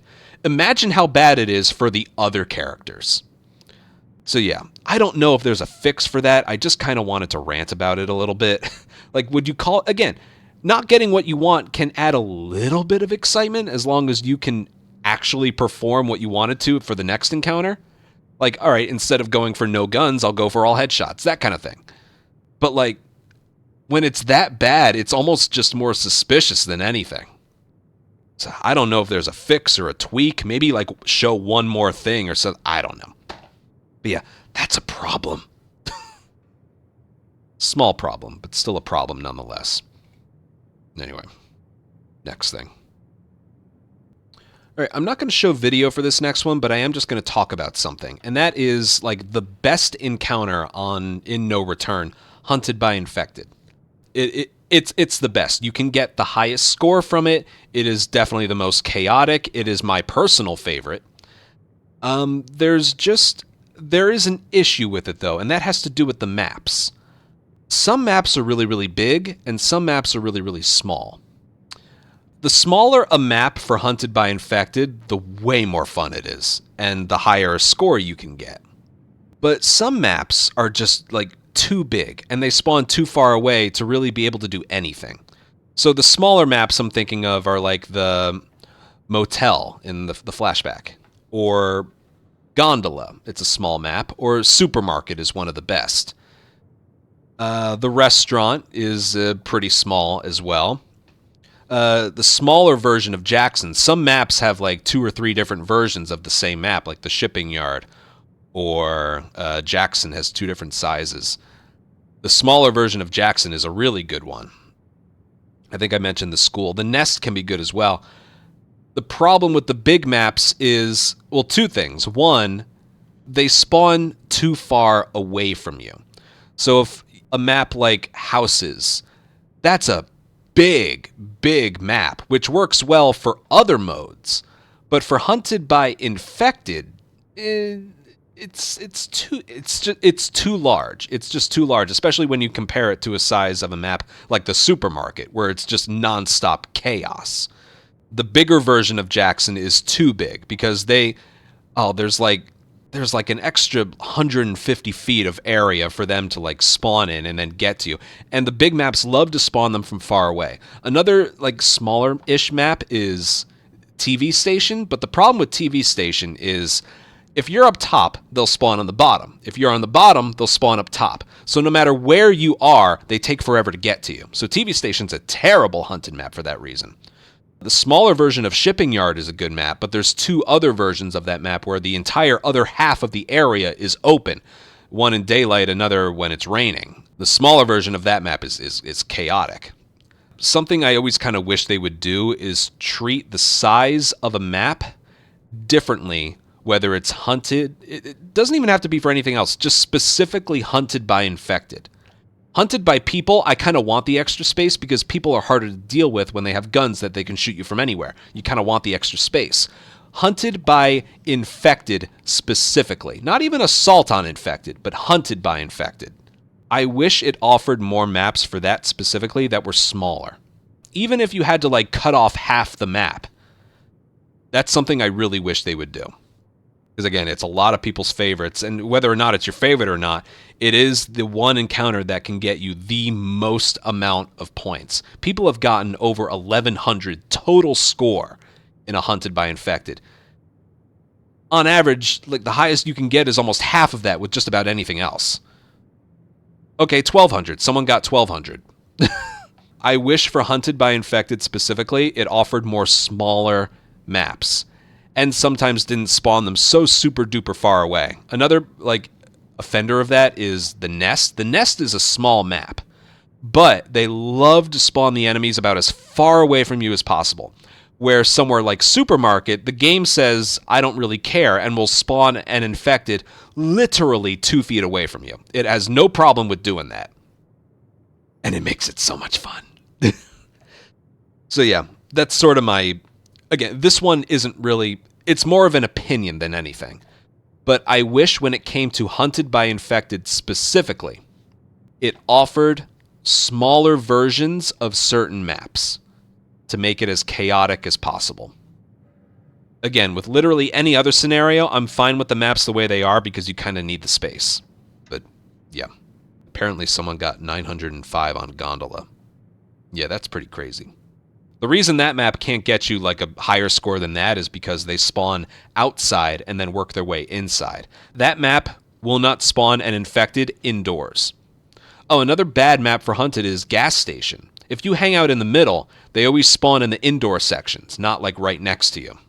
Imagine if, this is sort of an example, they closed off the indoor areas and only made the outdoor areas accessible. Oh, could you imagine that? Something like that. But anyway, that's the end of my little rant there. Let's go on to the next thing.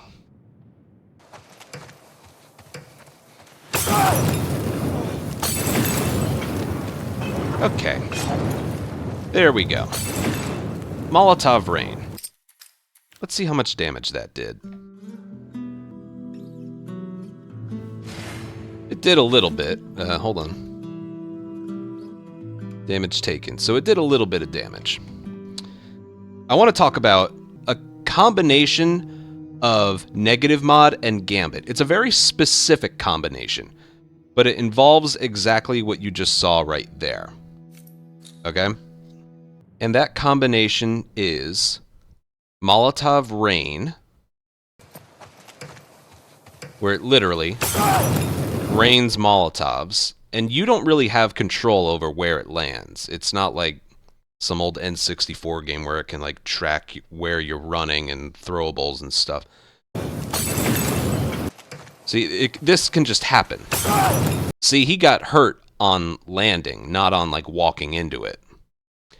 That can sometimes pair with the gambit of kill all enemies without taking damage. Every now and then, I would call this more rare than anything, but it is a combination. I have definitely had it happen before, and I've seen other people get it. I had a hard time finding footage of them together, but it can happen where you get Molotov Rain as a negative mod and then kill all enemies without taking damage as the gambit. And then what you just saw happen to Jesse, that can happen there as well. It is it's a combination of negative mod and gambit, very specific combination that yeah, straight up bullshit. Because you saw Jesse take damage there. He didn't, see there was fire and walk into it. It randomly decided to land right next to me. I wanted to throw that one in there because I know before I mentioned, like, oh, gambits can be inconvenient, and like when I was showing off Marlene, but like overall gambits are okay, but that one specifically, combined with the negative mod, just no. That gambit should only show up if there's no negative mods, my opinion, but whatever. Let's go on to the next thing. Negative mod of distractions attract enemies in assault in combat. I didn't include that in the video, but that's also weird, right? Hey, a bottle that spawns and drops next to you making noise. Yeah. Ooh, that's going to create some chaos when you already start in combat. Alright, what I want to talk about next has to do with ammo drops in No Return. They're very inconsistent and can't be planned. With original Last of Us, we know when and where you can get specific drops. It's all planned in advance. But we know like the thresholds of ammo you need to be under in order to get drops. Like revolver and shotgun, you need to be at 2 or less to get a possible drop from an enemy. If you're at 3 or more for both of those guns, you won't get anything. Ever. 0% chance. Pistol is 3 or more, every other gun is basically 0, and you never get arrow drops. Part 2, it's similar. You need to be under a certain amount between all of your bullets and your guns combined to get something dropped. Or to get something later. As for ammo drops, I actually don't know, because we don't rely on random ammo drops in a speedrun. But I imagine it works in a bit of a similar way, being under a certain threshold. In No Return, basically how it works is it doesn't have to do with combined ammo. It doesn't have to do with if you're low. Like, I can go, this thing can hold 16. I only have 14 right now. But you could go from 16 to 15 and you'll get a drop of 2. Then you'll be at 0 bullets for like four straight enemies and not get anything dropped. It's very, very weird. What happens when you throw a second gun into the mix? Well, basically, this is at least what it feels like it does. You get a drop of the gun that you're just not using. That's what it feels like anyway. I remember it happening to me on a recent daily where I was basically in this situation, pistol, shotgun, in an upcoming Hunted by Infected, and I was completely out of pistol ammo, and they just kept dropping shotgun ammo and shotgun ammo, and I was already full on it. Like, the game knows you're full on it, but it will still drop it because you're not using it. So in this upcoming encounter, I want to try and show that off a little bit, okay? Basically, there is no rhyme or reason for the ammo drops in this game. You can get a lot of drops when you're high on ammo and get no drops when you're low on ammo, and then get a drop of ammo from a gun that you're already full on. Which is why a lot of the good No Return players usually go pistol only, unless they have to do some stealth, in which case they'll buy a bow or crossbow, or they have to do a Hunted by Infected, in which case they'll buy a shotgun. That's really the extent of it, but most of the time we're going to go guns blazing with just a pistol, or a revolver if that's a character you have. And it's just to avoid the randomness of the drops. Like, if you're going to go for headshots only on Assault, you better make sure you only have one gun. Right holster gun that you start with. So I'm going to try and not use my shotgun at all. Okay? I'm going to just use my pistol, and we'll see what gets dropped. So far, nothing. Oh, there's shotgun. We haven't used it yet, and we're full.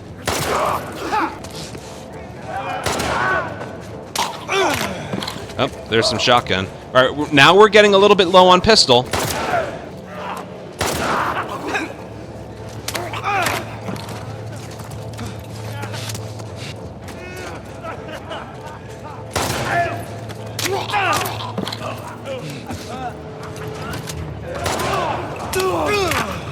All right, that was 3 in a row of shotgun drops. There's shotgun, there's shotgun, there's shotgun, there's some more shotgun right here. That's like 4 or 5 different drops of shotgun ammo. I'm full. I don't need any. Why would it keep dropping ammo? Why would it keep dropping ammo for a gun I haven't used yet and am already full on? It would be even worse if Hunted lasted longer and was on a more chaotic map, which I'm going to try in just a bit. But I think you saw it. Like, yes, we did get a decent amount of pistol ammo dropped, but we got like 6 or 7 different things of shotgun drops in there. I was full the entire time and never used it. Which is just super annoying when you're getting down to like 2 pistol bullets left, 3 pistol left, 4 pistol left. Like, if they're just going to stop dropping it, that's fine. Use a bottle, use a swing, use a bomb. Like, even use this once in a while. But, like, stop giving me ammo I'm fucking full on. This is my all-time favorite thing. Jesse, 5th encounter, supermarket. And he's fully stacked. So not only am I just going to have fun with this, we're going to pay attention to the ammo drops again. And I'm going to just try my hardest to not use shotgun ammo, and we'll see what happens. This is one of the smallest maps for this. The other smallest would be school. I think you can get a higher score on the school than this, but this feels very, very small. So.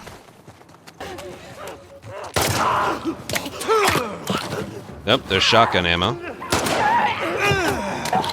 There's more shotgun ammo.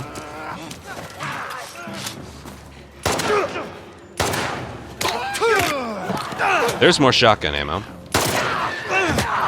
There's more shotgun ammo.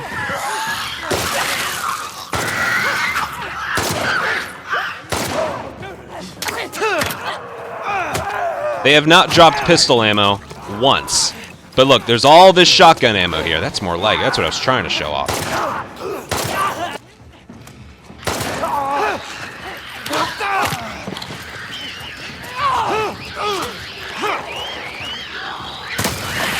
Decided to use one. Okay, that's one. They still didn't drop pistol ammo. But there's all this shotgun ammo over here, and now, like... Yes, I'll be fine, but... I think you get my point. Oh, there's more shotgun ammo, by the way.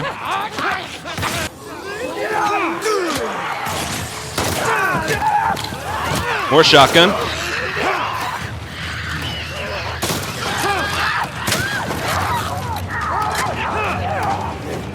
Okay, I could have done that better if I had mixed and matched my guns a little bit more, but I wanted to, like, use an excess amount of pistol ammo compared to shotgun just to show you what I was talking about. I was barely trying. I still got 811 on that. 8008. Boob. I think you get it. There's something kind of nonsensical about the way the ammo drops work, especially when you get 2 or more guns in your inventory in an encounter. Because this isn't just a hunted thing. Imagine 3 waves of assault where you got to deal with 5 or 6 people per wave. If you're going for all headshots, God forbid you stun some people before then, you need some ammo. And you need some ammo drops. They're just going to keep giving you ammo of the gun you're already full on and not using. So, like, if we see an assault later on, and we know we're going to try for all headshots, we just don't purchase a second gun for that reason. And in Hunted right there, I almost ran out of pistol ammo. Something's off about it. Like I mentioned, this can't be proven, but I feel like it just it tries to drop ammo for the gun that you're not using, regardless of if you're full or not. And it's also, I didn't show this off, but it can be with the pistol, where a pistol or revolver is your only gun, it'll drop a bunch of ammo when you're almost full and then not give you shit when you're empty. So there's something that doesn't make sense. But yeah, that's that. And let's move on to the next thing. All right, up next, I want to talk about the Rattler faction specifically.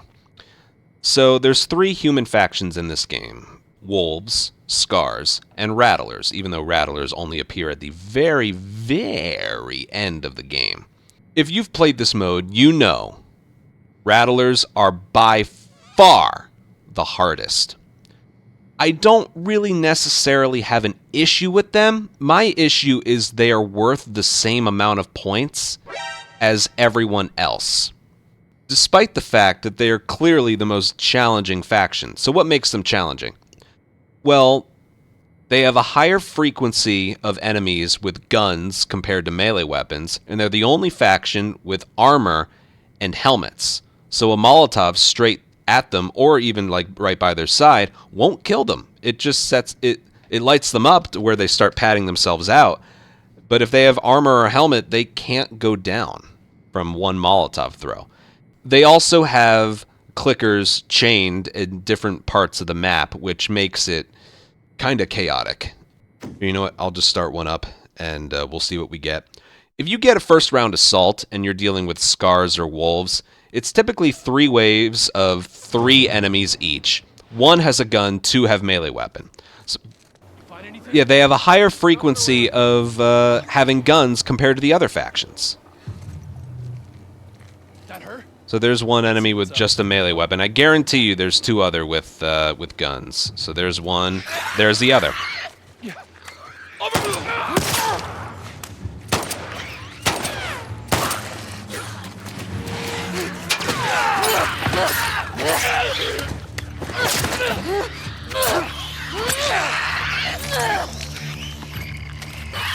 So you have to deal with the clickers, sometimes blocking your path, the enemy's path.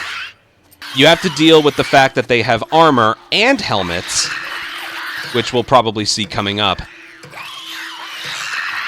And it's all of that combined that make them the most challenging faction by far. Here, I'll show off the Molotov thing. There's one with armor and helmet.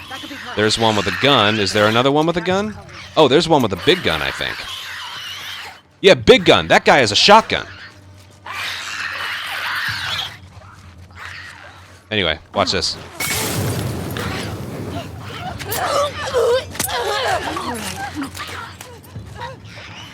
Okay, she's not dead. And that guy has a very, very large gun. To where if I peek, I'm dead. No other faction has a large weapon on a first round assault. Only Rattlers. And you saw what happens if you try and headshot a helmet, it takes 3 hits. If you Molotov someone with armor or a helmet, it doesn't kill them. So it's all those reasons combined. And if you get Molotov rain, it can break the chain of the clickers, and as long as you're making noise, they almost always come back to you. They don't go after the enemies. As long as you make noise, they go after you. So remember the issues I was mentioning with Molotov rain. That's the other one. If it lands near a clicker, it doesn't kill them, it unchains them, and then they start moving. I'm not saying like a round of assault with Wolves or Scars guarantees they only have 1 gun per wave, but it's very likely that they do. Whereas Rattlers, that was both encounters where they had a gun. You get into the second or at least the third encounter, I think every enemy that spawns in has a gun, whether it's assault or hunted. Fun fact, in Capture, every human, regardless of faction, has a gun. But yeah, Rattlers are the hardest faction to deal with in the game, and they're just kind of thrown in there. They're not worth any more points compared to others. I'm fine that they're here. They're different. That's okay. I'm not knocking the fact they're there. Like, get rid of the Rattler. No, I'm fine they're here. Give us a few more multiplier points for them just being here, all right? They cannot be worth the same amount of points compared to the Infected, Wolves, and Scars. They just can't, all right? Even if it's just a 0.2 higher, something. you have to acknowledge that they're significantly harder. It has to be worth going. You know, it just, yeah, I think you get it. All right. Next. All right, what I want to talk about next has to do with the last enemy in a capture. Or assault, but it really matters with capture.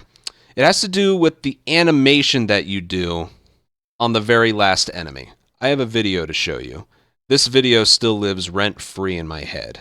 Just watch what happens. Here's the scenario. It's a capture. I've already been alerted. I want to make that clear. You can tell by the music. There's one enemy left and 20 seconds left. In hindsight, I should have been more aggressive here.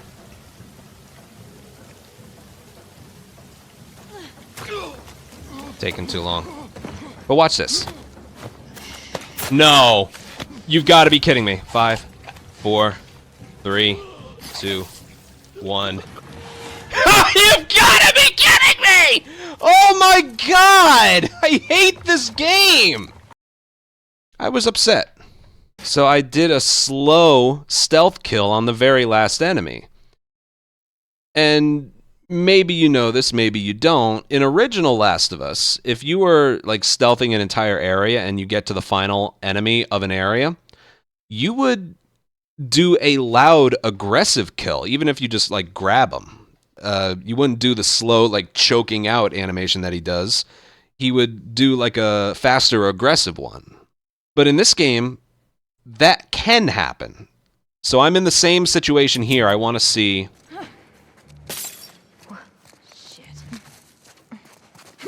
Let's see what happens. Let me go. Okay, see, I got the faster one. Okay, so, like, this particular situation, I got unseen. I've never been alerted at any point during this encounter. He did the, like, loud stealth kill on the enemy. But the other one, I was alerted, and she did a quiet one.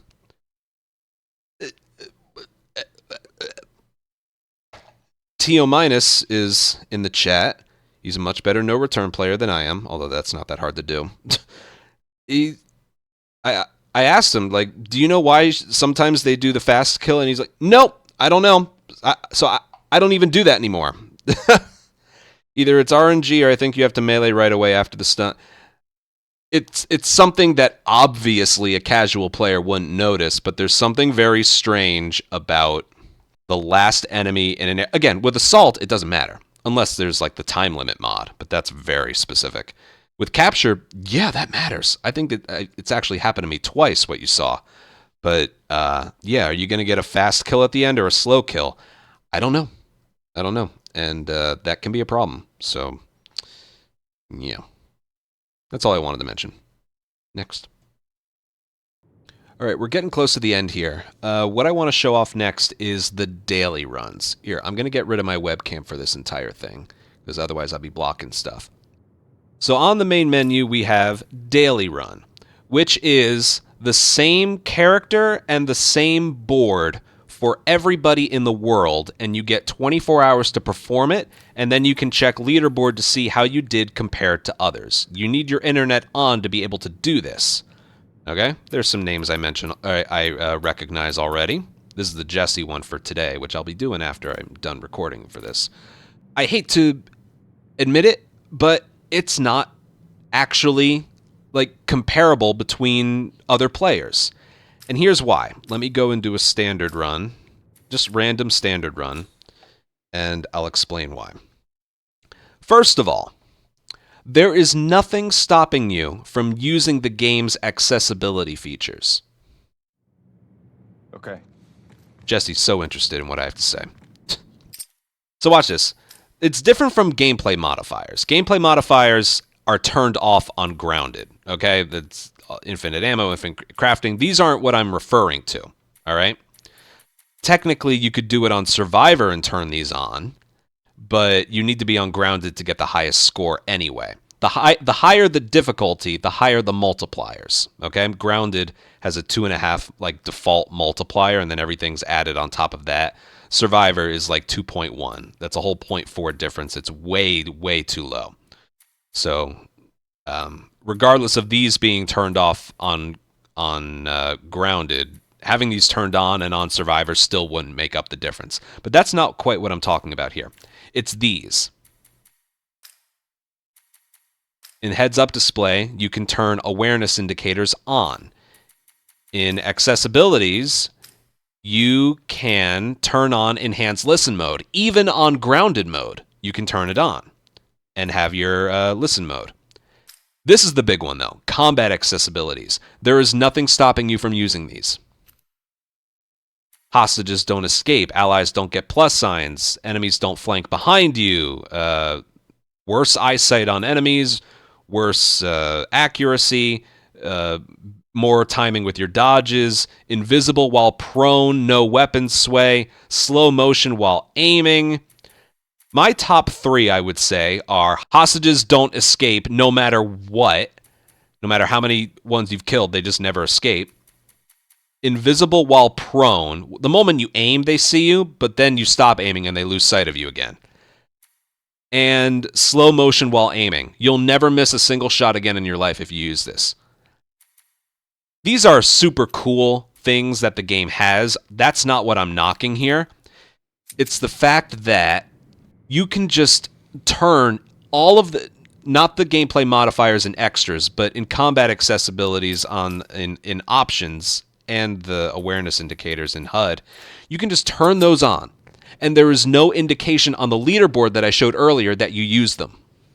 That's been around since day 1 that this mode launched, and Naughty Dog never addressed it. It was one of the first videos I made about this mode. Never addressed. And I like to believe that the people who get the top score, whose names you don't recognize, are using this stuff. I don't have a way to prove it, but because they don't supply video evidence, I think they are. Regardless, it's weird how they hyped up like everyone gets the same character, same board.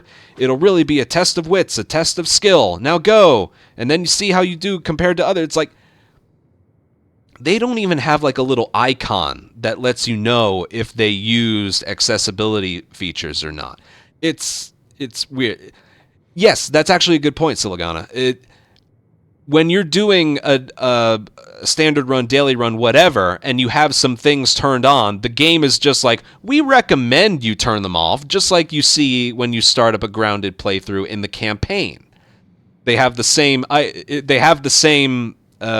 notification. It's like, we recommend turning these things off. Like in the campaign, it's like, oh, okay, for the true grounded experience, yeah, sure. For no return, it's like, hey, you should probably turn this off. We're not gonna penalize you in any way if you don't turn them off, but like you should. And it's like, no.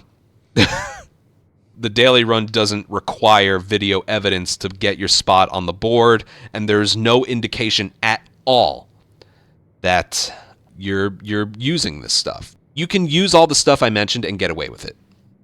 And then still be comparing against people like myself who try to do it the legitimate way, with everything that needs to be turned off is turned off. That's pretty screwy. The other thing that makes the daily run unfair is, compared to everyone else, there's 4 different things that are different for every player. When you spawn into a map, each player will spawn in a different location, which isn't that big of a deal normally, but it's a big deal for capture. Because say you want to manipulate the spawn of the safe by standing in a spot when the timer runs out. If you spawn in a spot where you wanted the safe, you're never going to get it to spawn there. So people have different spawn locations, which again is only really a big deal in capture. They also have different brick and bottle locations. Now, a lot of the maps have different brick and bottle locations. Like, it can be here, can be there, but there's only like 9 or 10 bricks or bottles that'll spawn in a certain map, let's say. The spawn locations for the bricks and bottles are different for each player because it's like they're randomly generated. So I may have a brick be in a certain spot, another person could be doing the same daily run as I'm doing, and that brick or bottle won't be in that specific spot. Another one is, this one's big, it's melee weapons are different. Each map pretty much each map has a melee weapon. Let's go with the hardware store. The hardware store can have a pipe, a 2x4, a hammer, or a crowbar. You kind of want the pipe or the 2x4 because they're two-handed melee weapons. I have the perfect video to show this off. So I was doing a daily run. This was the first encounter, by the way. It was assault on infected, and I got the hammer. And the very last enemy was a clicker. A brick throw and a swing with a hammer is not a kill.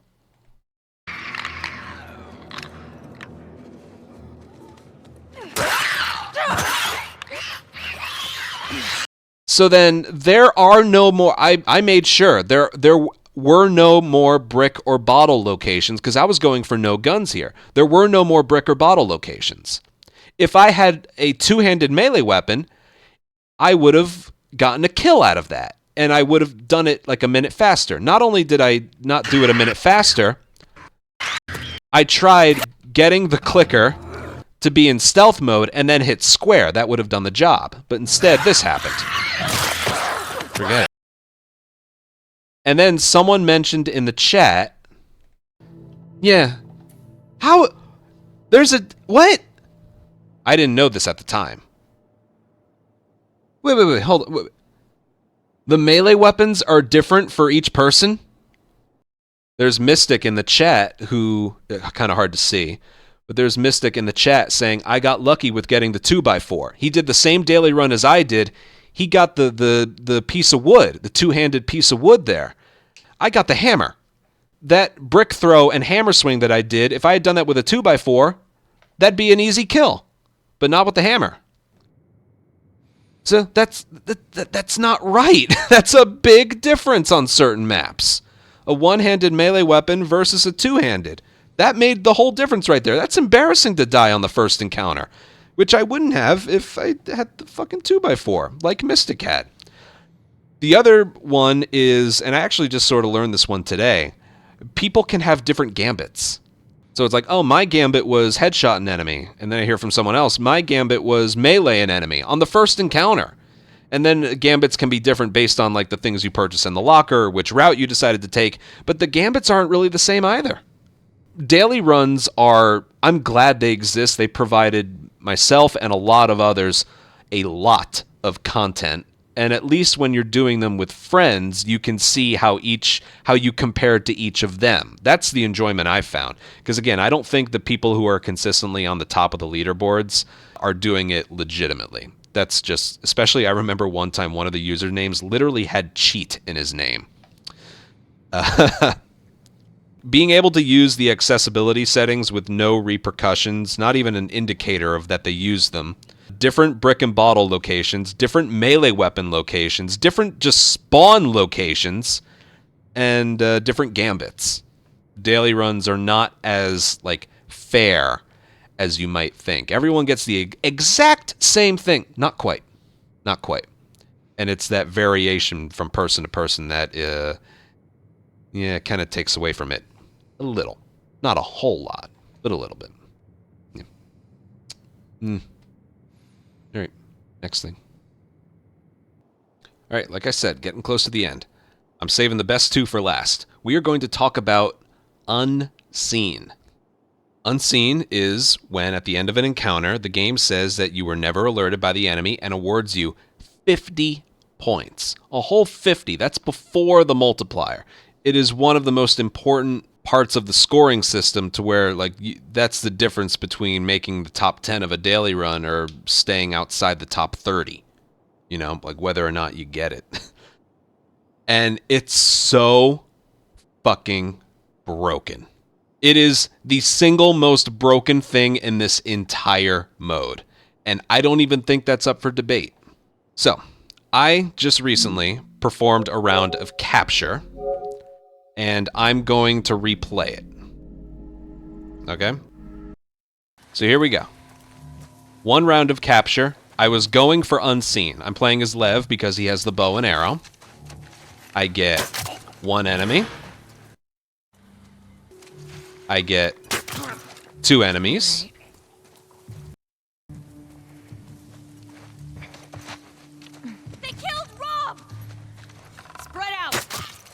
I get 3.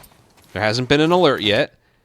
And then I go for the last one. No alert yet. And I do this. I never even stand up. The music never changed. Nothing. Encounter complete. Well, first of all, remember the issue that I was telling you about with arrows? Yeah, right there. Perfect accuracy. One of the arrows. One of the fucking arrows. Anyway. Wait for it. No unseen.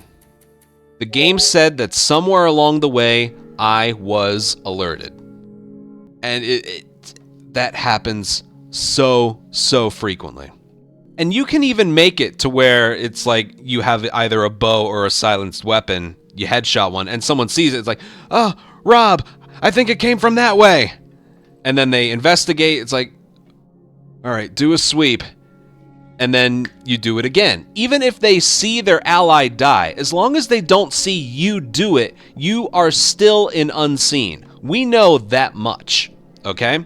Them seeing their companion die does not get rid of unseen. An alert does, obviously. But like, why the hell did I not get unseen there? And we do kind of have an answer for that.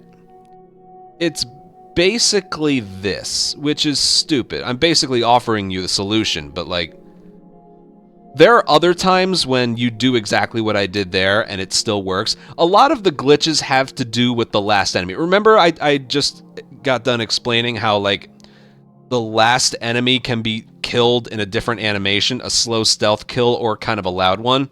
It's a similar thing with regards to unseen.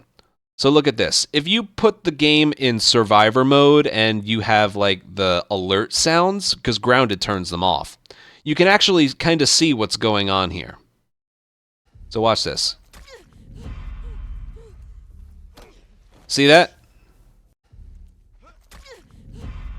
For some reason, with the last enemy in an area, if you do this tactic, it's an alert. Why is that an alert? Well, I don't know. Go fuck yourself. That's why.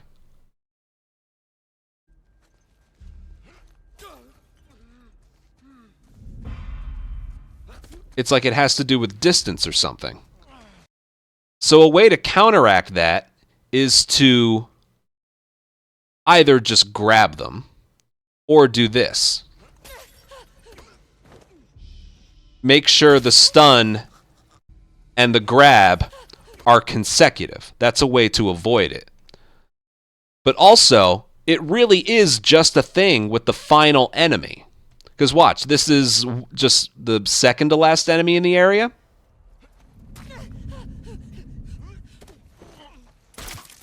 See that? No alert. No alert. But in any other situation, it has to do with whether or not there's like a final enemy in the area. But the truth of the matter is, it can still just glitch out on its own no matter what. Like I've had people say, hold on, I can bring up my chat. Again, one of the better no return players that I know, Shadow Days. I told him the topic right now is unseen. It can be 50-50. I sprinted at one in my last one and headshot grabbed and got it. It's inconsistent. It's just inconsistent. Like, again, we have some knowledge now of how to deal with the last enemy, but sometimes you can just square prompt them and still get it. Sometimes you can just grab them stealthy, loud headshot. Sometimes it works, sometimes it doesn't. It is so inconsistent. That is not the only thing I have to describe about unseen. There are so many times where you should get it, but then you don't because the game doesn't qualify what is or isn't, especially since a majority of players who are trying for the top score has to play on grounded, so all of these noises and stuff that would give it away are turned off. But I have some footage of the inverse.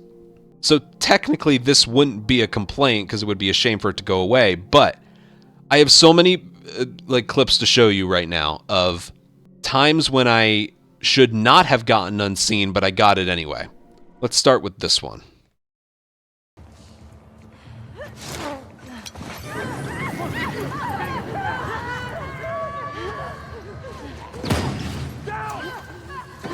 You are allowed to throw a bomb, like a Molotov. You are allowed to throw a Molotov and a smoke bomb back to back. If you start chucking bombs left and right, like offensive bombs, like mollies or pipe bombs, they'll know where you are from the sound. But Molotovs and smoke bombs are the only like consecutive bombs that need to be thrown in order for and you'll still remain unseen. Okay? And if you are using just bombs, you need to wait until they're like, where'd she go? Start a grid. Let's find her. You know, they have to get it. They have to lose the alert status. Then you can start throwing one bomb at a time again. But watch this. So I technically haven't been alerted yet. I threw the molly. I threw the smoke bomb. They don't know where I am yet. They'll just watch. Dude, how'd you know I was there?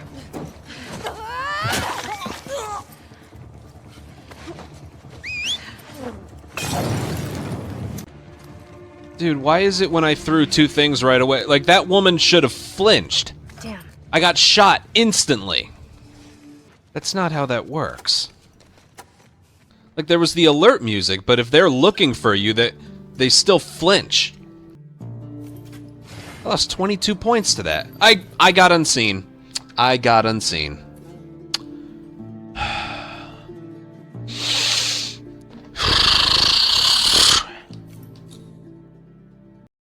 Yeah. I got shot at. I meleeed everyone. I don't remember what I did afterwards, but that shouldn't matter. I was alerted, and I still got unseen. How about another one, if one example isn't good enough for you? I haven't been spotted yet. Now I have. Obviously.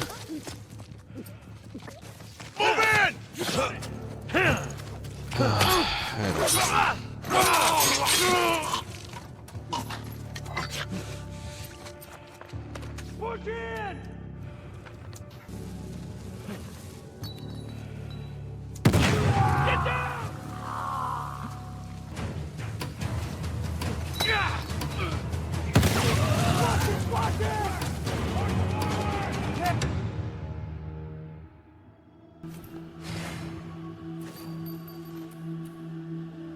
Like, obviously, without pipe bombs, I wasn't gonna get unseen anyway. I got unseen.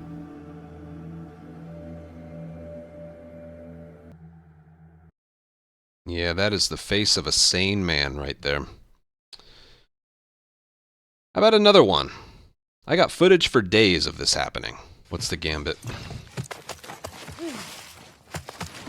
Headshot. Of course. Oh, God.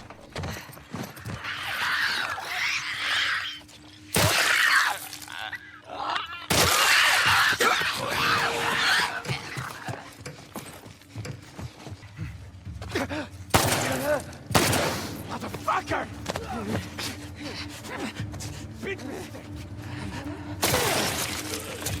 Okay.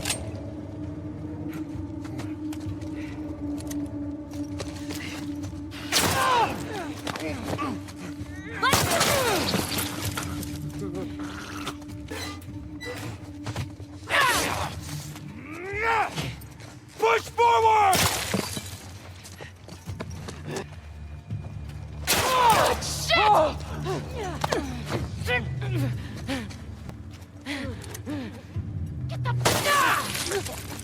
Shit. Every single character had a gun except for the one.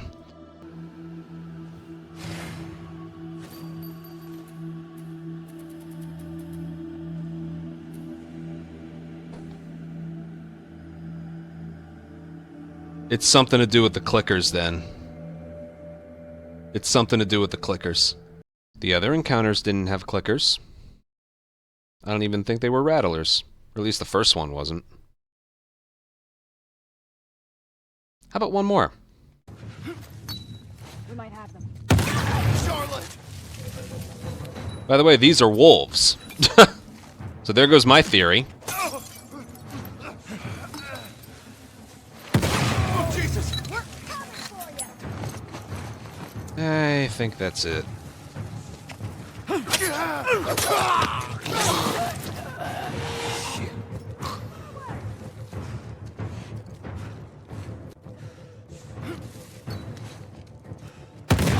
Down, down!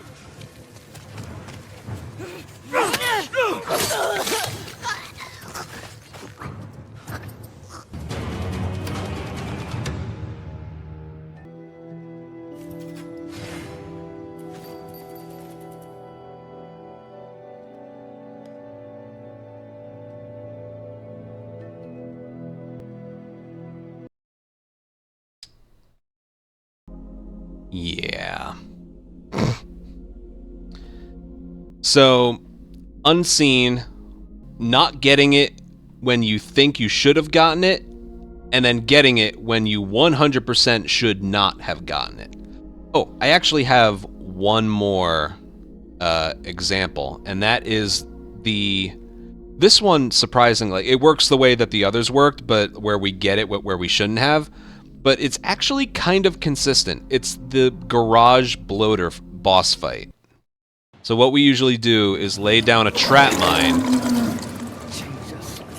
I like to kind of, not crouch walk, but slowly crouch walk away. And then the shamblers will do this noise, like that, and that's when I just stand up and start taking them all out. And then I go for no guns. And then, as long as the bloater is the last one that you take out, if you do exactly what I did in the beginning, and the bloater is the last one that you kill at the end, it ended up being really good. That was actually, you can get unseen. This is actually, you get it like more than half the time if you do it like that. You basically do what I did there, and maybe it'll pop up. Maybe. The bloater one is the only one where, even though you didn't deserve it, we have a little bit of control of maybe getting it sometimes. But every other example, yeah. So many times when I feel like I should have gotten it, and then you didn't, and all those examples where I did get it, but I definitely shouldn't have. Like, we're doing all this R&D research about what qualifies, what doesn't. Imagine someone just playing this, you know? Like, I've had it where enemies, like, do a flinch, and I headshot them silently, and nobody else knew it happened. Does that count? Like, does it not? The game, this is the real, if I were to sum up the issue here, the game does not tell you what qualifies as unseen. And as you can see, it can just break. Like, I guess the first example I showed, where bottling the last enemy in an area, like, I guess, first of all, that doesn't make sense, but regardless of that, if you're playing it with sound on, you can tell, all right, an alert happened. We find ways around that. But, like, it doesn't justify everything else. Yeah. That's unseen, the most broken thing that this game has to offer. And it's super unfortunate because it's worth 50 points if you get it. That's big. That's a lot. All right. I saved the best for last. On to our last topic. All right. We've saved the best for last. Companions in No Return. I can make God knows how many videos of God knows how much length of just companions in Last of Us in general. We are going to go with companions in No Return. They are a detriment to you in so many different ways. Not all of the ways, as I will get to later, but a majority of the ways. I'm going to start with an obscure thing that you might not know, and that is, it has to do with the rattlers. So the rattlers on certain maps, you spawn in with clickers chained in random spots. Like this. in Rattler encounters. On certain on almost all the maps.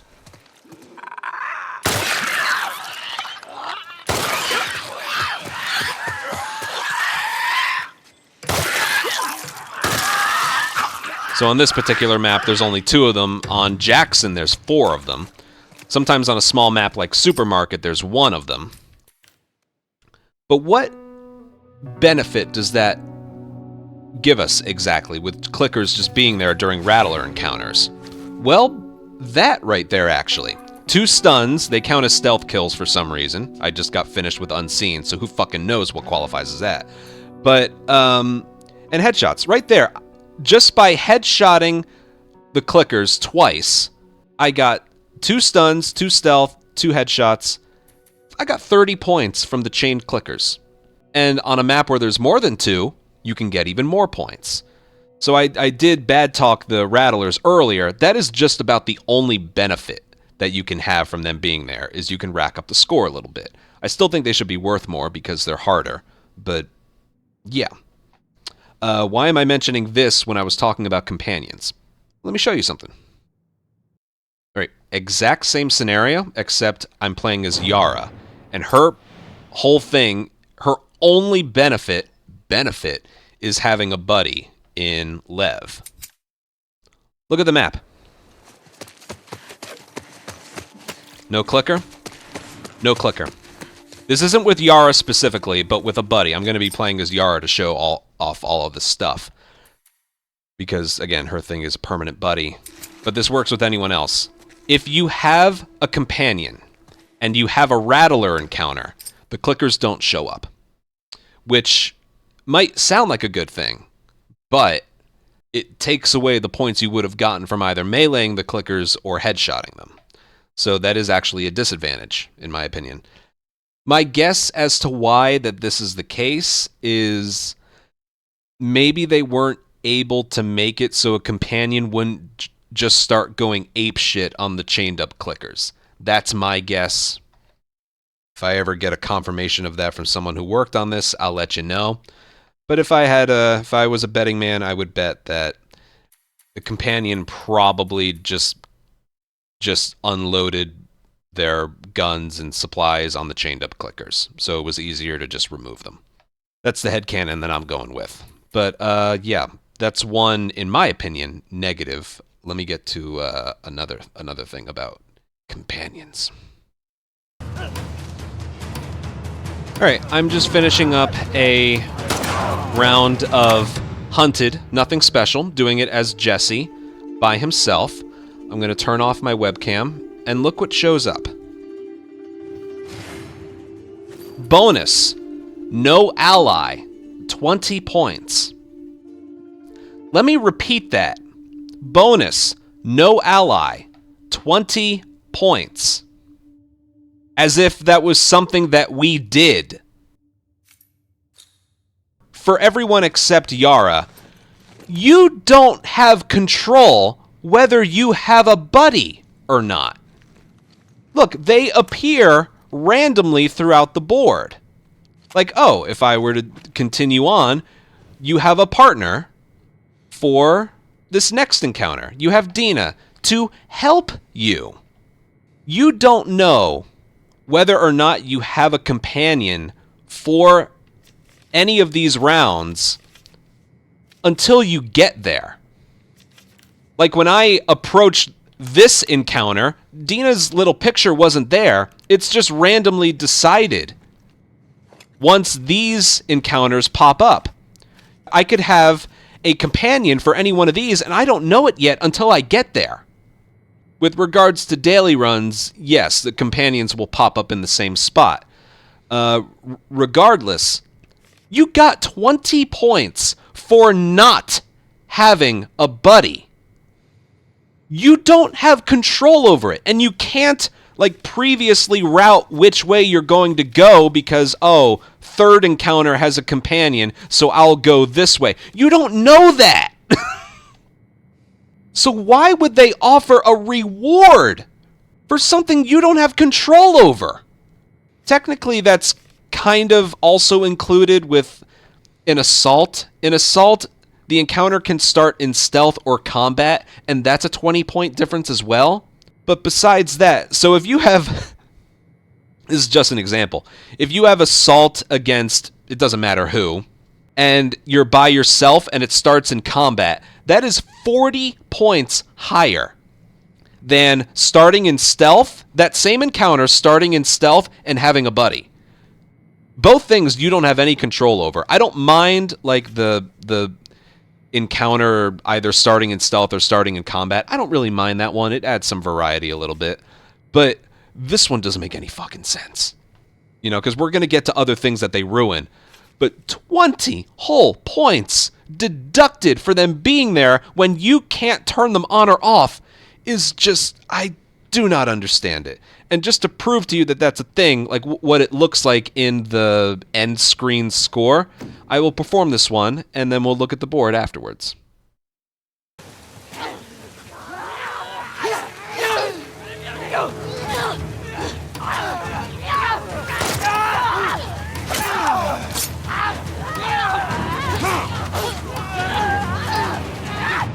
Okay, round's over. You saw at the end there, something else that happens during the encounter is they go after them, not after you. You want them to go after you, you know? Look at under bonus. No 20 extra random free points for me because she was just there.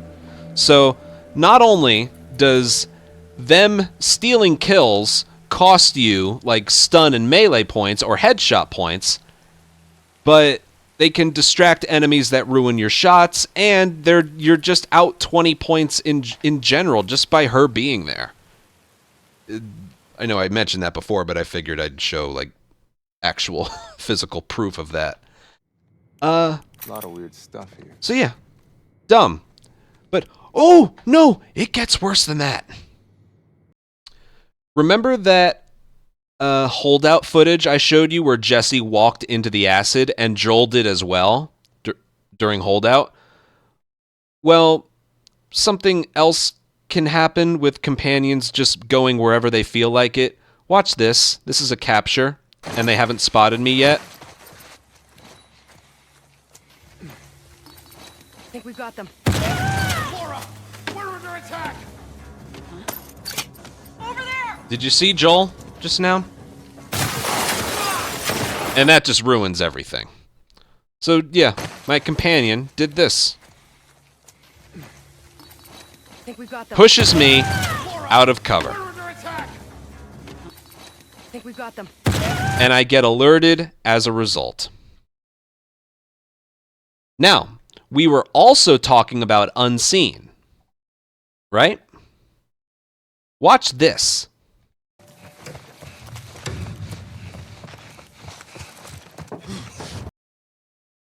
So let's say, hypothetically, I had unseen going. Hypothetically.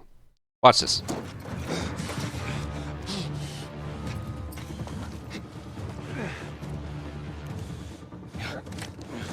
Damn it.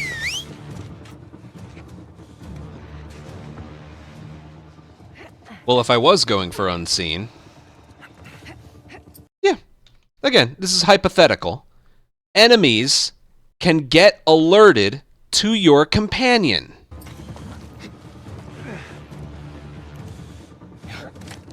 Damn it.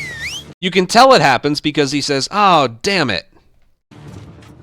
And what's funny, in the campaign, if that happens, after it's subsided, they actually apologize. They're like, "Sorry about that." But like, yeah. Damn it.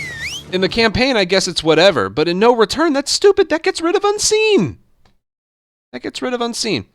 But the absolute worst thing they can do is ruin all headshots. Let's say it's either capture, because hunted, it doesn't matter. Let's say it's either capture or assault, and you're going for all headshots. If they kill an enemy on their own, it ruins all headshots. Again, you get 30 points if you headshot everyone. It's worth going for in most cases. If they kill an enemy on their own, it ruins all headshots.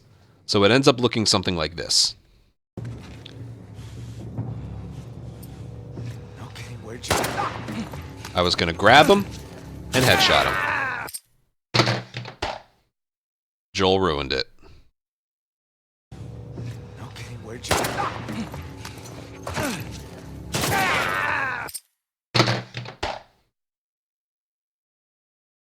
And remember, we are out 20 points just because they're there. Oh, one example isn't enough for you? How about this?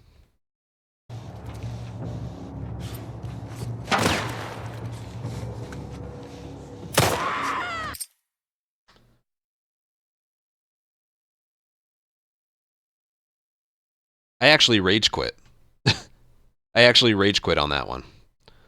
Oh, well, Ant, skill issue. It's skill issue. This is the literal greatest no-return player that I know. This was yesterday. Get this bitch off me! Oh, God damn it! Put them down! He didn't react, and he Left! I'm gonna find you! he didn't react to my shot.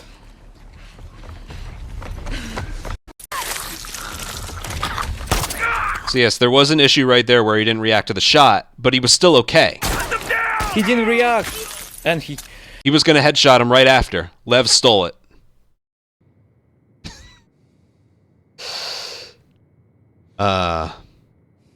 They can ruin all headshots just by killing. And if they get a headshot of their own, that doesn't count as a headshot for you. So they can ruin headshots. And if they get a headshot, you don't get the 5 points for a headshot. If they kill an enemy on their own in Hunted, you get the 10 points for an enemy being killed. I think the only instance where I value their company is Hunted by Invisible Infected, and a capture, they're not that much of a bother, but literally everything else, you are 9 trillion times better by them not being there. I still remember a little over a month ago, there was a daily run I had with Tommy. I don't like playing as Tommy because of the no dodging, but it had a board of like human encounter, capture, hunted, infected. It was an excellent board. No companions. No companions, which is basically just luck. And I had a great time. I got like 4th, I think, on that day's daily, and I just had a great time. They ruin it so much. They can push you out of cover. They can alert enemies. They can ruin all headshots. You're out 20 points just from them being there. They get rid of the clickers and rattlers. I'm sure there's like another example I could think of, but I just can't right now. Oh, remember I just showed you the bloater in the parking garage? Yeah, when you have to do this very specifically. Lay down a trap mine, crouch walk away from it, and then only start moving once the shamblers know where you are. Remember, I just got done telling you about that. If you have a companion on the boss, they just start shooting the bloater right away. You can still get unseen during that, but it's a lot harder because they're there. They just go apeshit on the bloater. When you're doing the theater boss, we try and stun and headshot every enemy. Good luck doing that with a companion. If they kill one on their own, that's it. What could be a possible fix that they could do?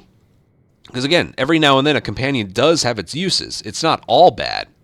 I could think of 2 things. The ability to just turn it off if you want.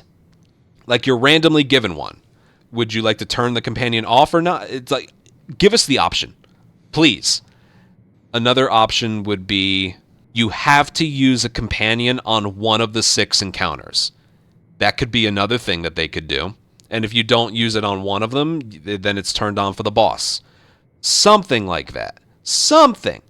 But like, of all the examples that I just gave, I still cannot believe an extra 20 points for them not being there when that wasn't something that you did. That's the one.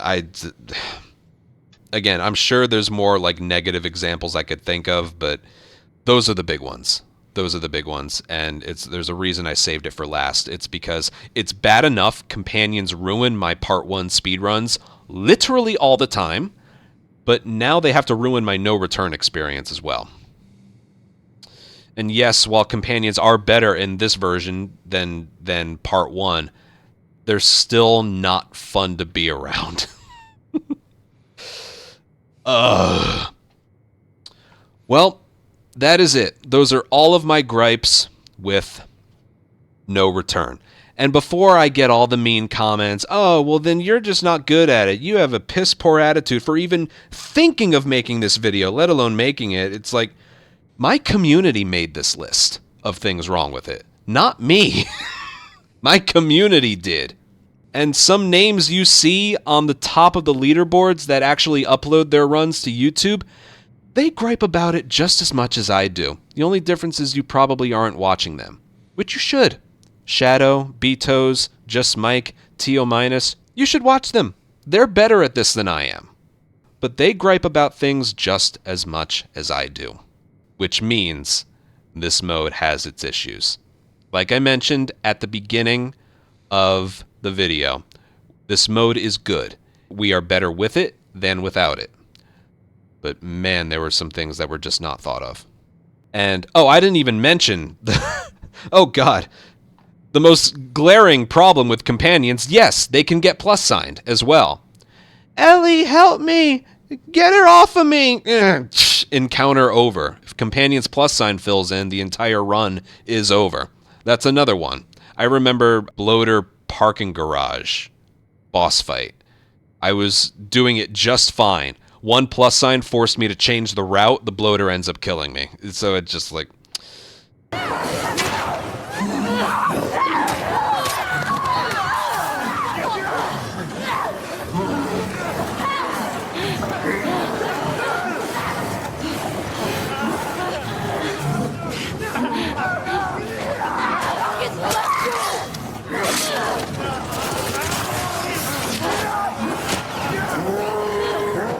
Oh my god, fuck that. Fuck that. Fuck everything about that. Oh my god. I actually had that under control. Yeah. Yeah. Funny, with my part 1 experience, I almost forgot to mention, yeah, they can get plus signs here too. Alright. That's my video. If you have other gripes that you have with this mode that I didn't include in this video, let me know in the comments. Let me know what you think about the video in general. I'm not making this video with the possibility of them ever fixing this stuff. It's just, we've been talking about this stuff for so long, I'd rather just put it in video form, get all my thoughts out there. And yeah, that is it. Thanks for watching. I'll see you guys. Bye.